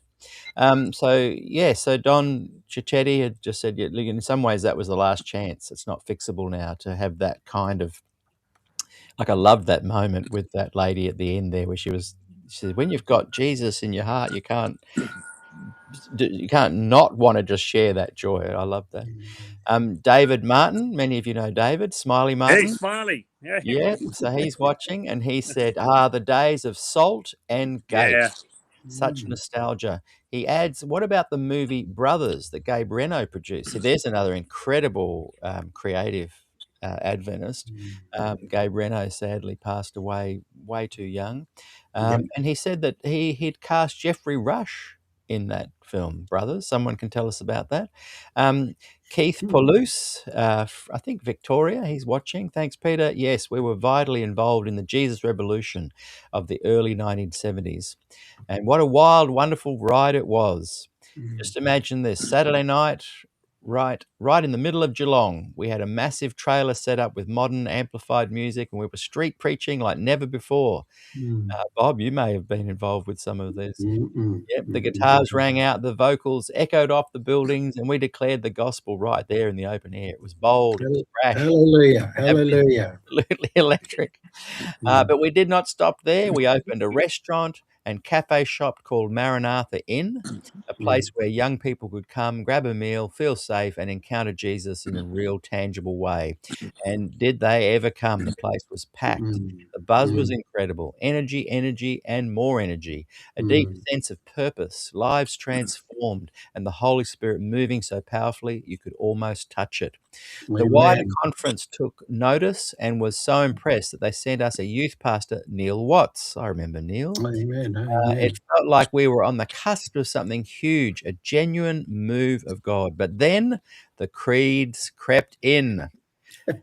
See, this is what I was trying to say to Paul Borges, that was saying that, no, there's nothing to see here. Suddenly, the present truth we were living wasn't enough anymore. In came the 28 fundamentals, rigidly replacing the raw, life-giving Jesus gospel that we were sharing. And here's the tragic irony. The church was growing in leaps and bounds, bursting at the seams with excited young believers. So naturally, the conservatives clamped down. Their big solution: ban the drums, ban the percussion, ban the modern music. Just like that, the joy was muffled, the fire was smothered, and a slow, sad decline began. We had tasted revival, but we were forced back into religion. But what a time, what a lesson.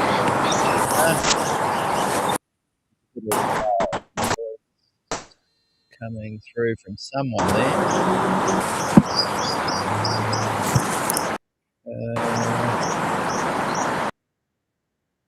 Not sure. Someone's got a bit of. I'll just. Oh no, is it? I don't know what's going on there. Can people hear me? I've just muted you guys for a moment because there's some noise. Still there, isn't it?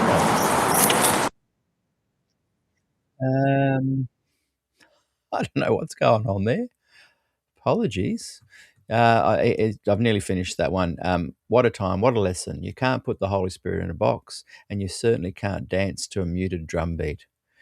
And Helen Schultz, and I'll finish on this one, said, I've still got a gate sticker on my guitar. SALT was the Sydney group. We ran a coffee shop, Gateway, in Newcastle. So, yeah, some fantastic comments and memories there. And let's see how we go with the audio. So I'll bring you on first, Gillian. I want to hear your thoughts, because one of the classic things that I know about Des Forge is, can you hear that noise? There's no noise here. Can you hear it coming out of the speakers though? Yeah, it sounds like a road grader or bulldozer or something, Peter. Let me mute me and see if it's me.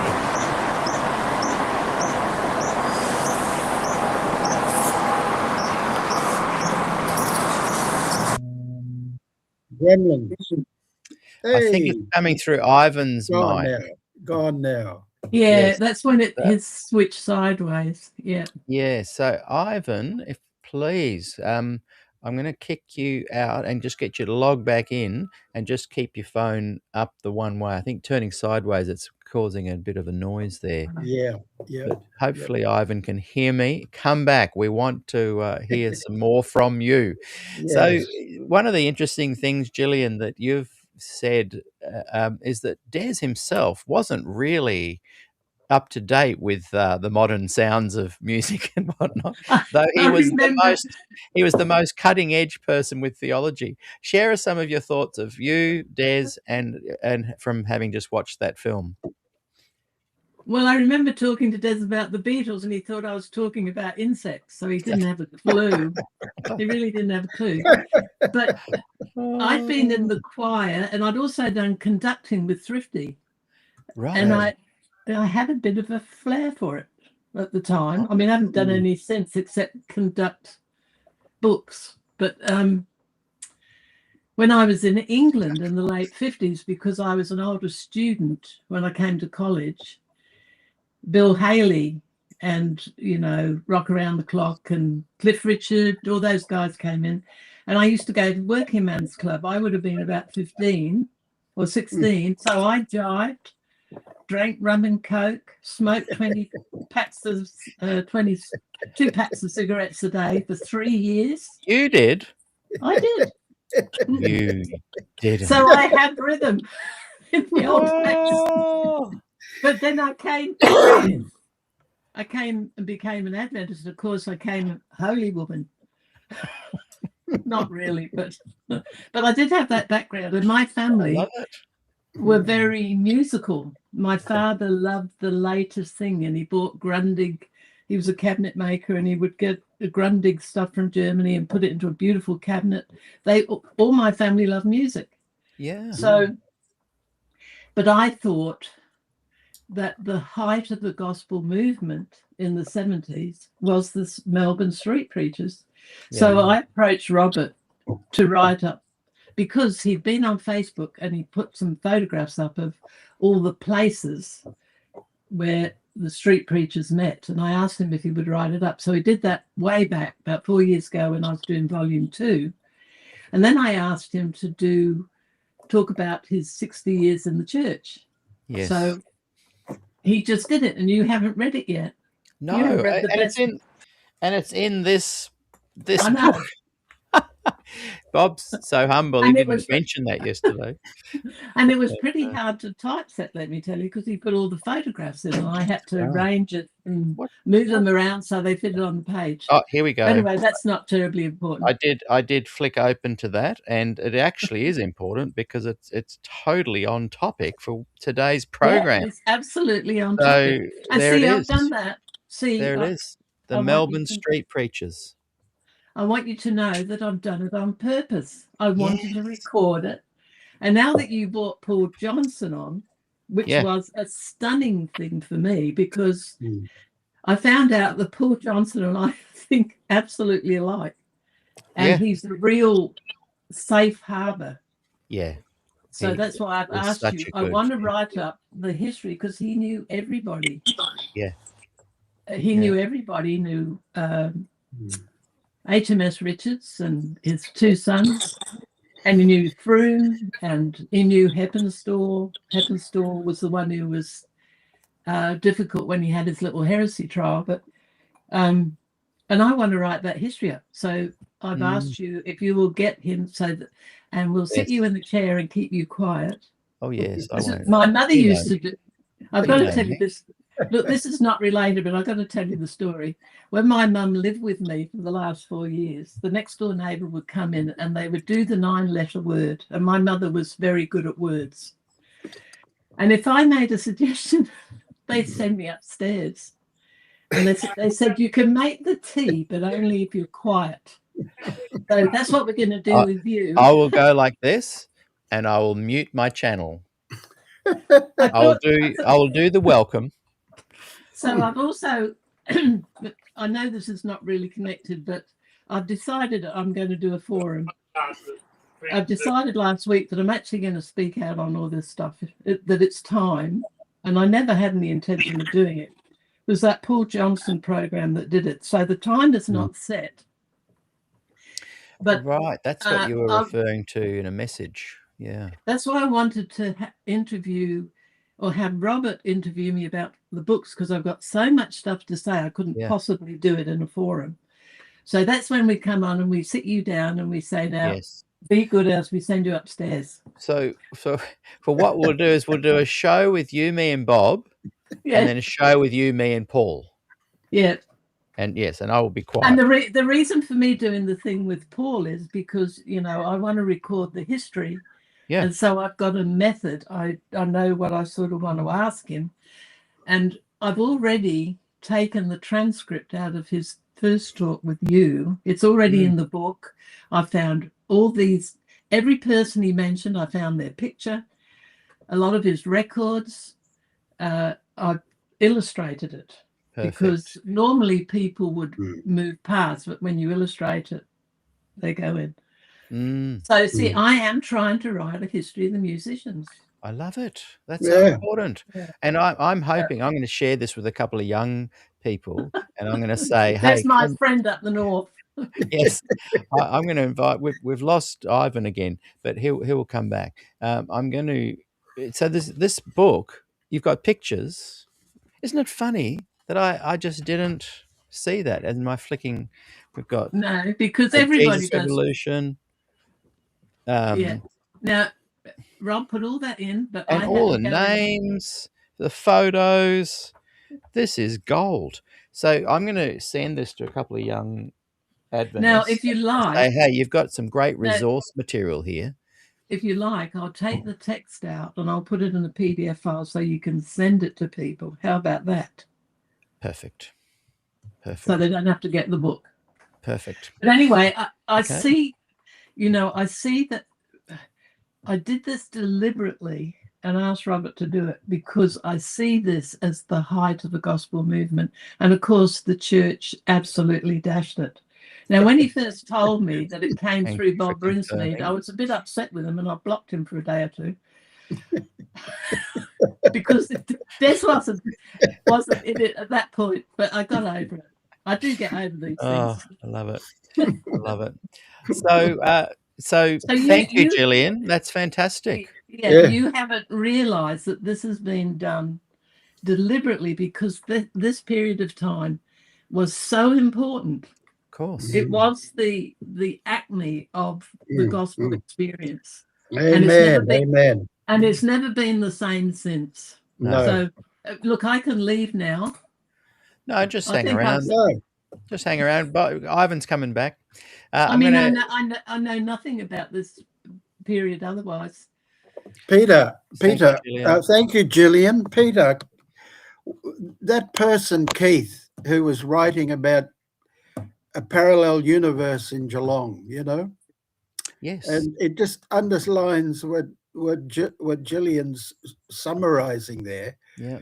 That the Holy Spirit was, it was in that movement. Absolutely. It was in that time.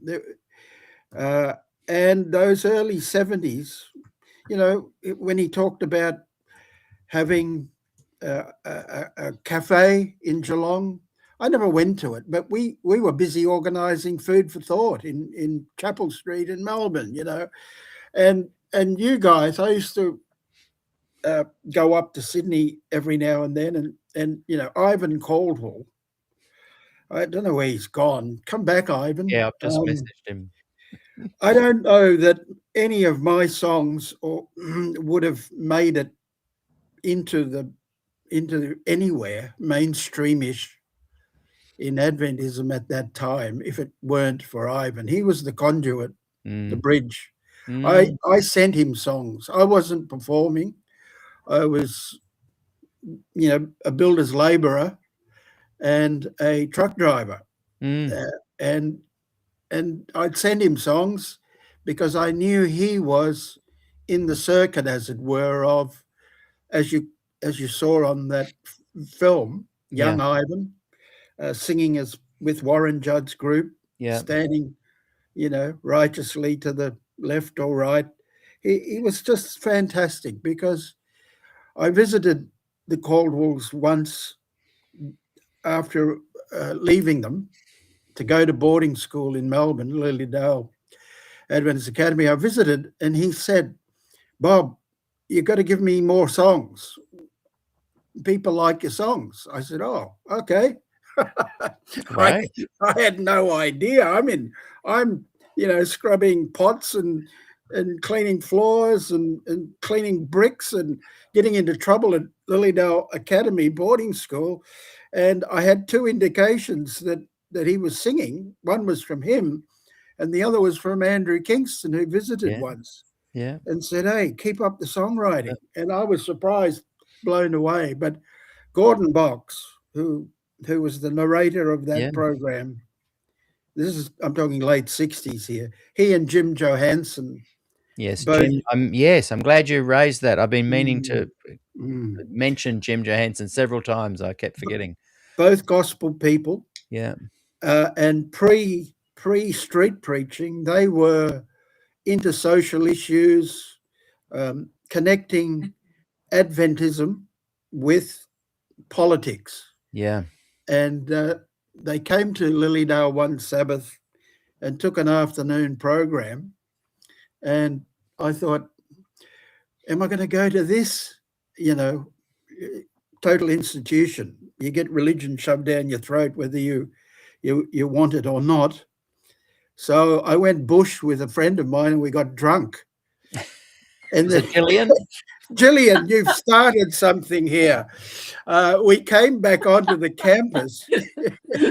I never got drunk, but I did sway a bit.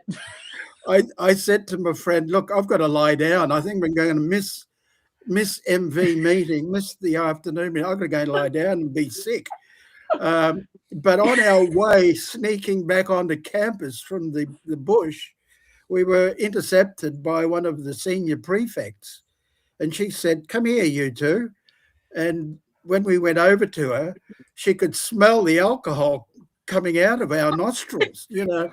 And she said, you better go and lie down and you come with me. And I don't know what happened to my partner. But after lying down for a while, I thought I'd better get up and show my face, because they were asking for somebody to provide musical accompaniment to the sing-along for their program.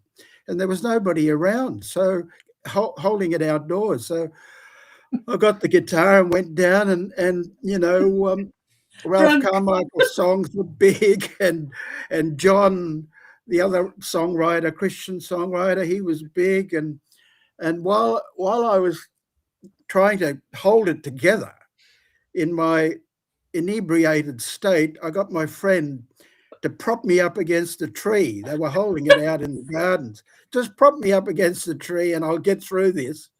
Afterwards, Jim Johansson came up to me and he said, you played the best I've ever heard you play. You were so relaxed. That's right. I realized there was a connection there between the state of mind that a muso enters into in order to play well, which I'd never thought about before. And, you know, I didn't make a habit of doing afterwards, but it just showed me. I thought, wow, that's interesting. And so it goes. I mean, we stumbled through all that, Peter, but Ivan Caldwell never got drunk, I believe, and he was always sober, but he knew what my songs required, and he sang them around most of the Adventist youth scene of the early 70s up in Sydney. And occasionally I'd visit Lowell and at Awabba, which is not far from Avondale somewhere. And we'd go into Gateway and sing a few songs there at in Hunter Street or Union Street. Which is where the gate. That's right. Was with Helen and Russell Schultz. Right. And we when we were at Avondale, we used to hitchhike to the gate, or to a coffee shop. No, it couldn't have been the gate, but we used to hitchhike to a coffee shop in Newcastle. Might have been. Yeah. 1971 this was, and we'd miss all the buses back towards Coorambong, and we ended up sleeping on garbage in Hunter Street. You know, the shopkeepers used to pile big black bags of their rubbish out the front of their shops. We slept on those, Lowell and I. Well, what have I started? I know. This is the good news of the gospel street preachers. Well, it's just to give context. That's all to everything. It's context, and it also shows that the power of the gospel moving through people. Amen. Who went from, you know, sleeping on garbage to that joy that Keith was talking about, and you both were agreeing with. Yep. What a time. And What a time. as we was chatting about yesterday, there's a lament to that. I mean, by the time I came along, we were street preaching on Hunter Street in 1983, 84. There you go. And I remember people like Russell and Helen, but they were talking about the old days. And I remember thinking, oh, well, I'm sure the church is going to get behind us. No, never. By then, there was no sad. Advent media putting out a sunshine show. Des had been defrocked. 83, 84 were very low times for young people remaining in the Adventist church. I mean, what a crazy thing to do. What a crazy thing to do. I know. They absolutely shot themselves in the foot. I just looked at Archie Steele, what an incredible, still alive, still going well. But, I remember in the early 90s, he was trying to infuse a bit of that kind of gospel stuff in the Adventist church and ended up leaving. Well, look, we're going to leave it there. What a great conversation. Looks like Ivan's disappeared into the internet somewhere. We lost him. Hey, We've lost you him, look but like Rob looks Moses. like Moses and Yeah. sending on the. It's gone from that dark, brooding background to the light of the Lord is shining on him.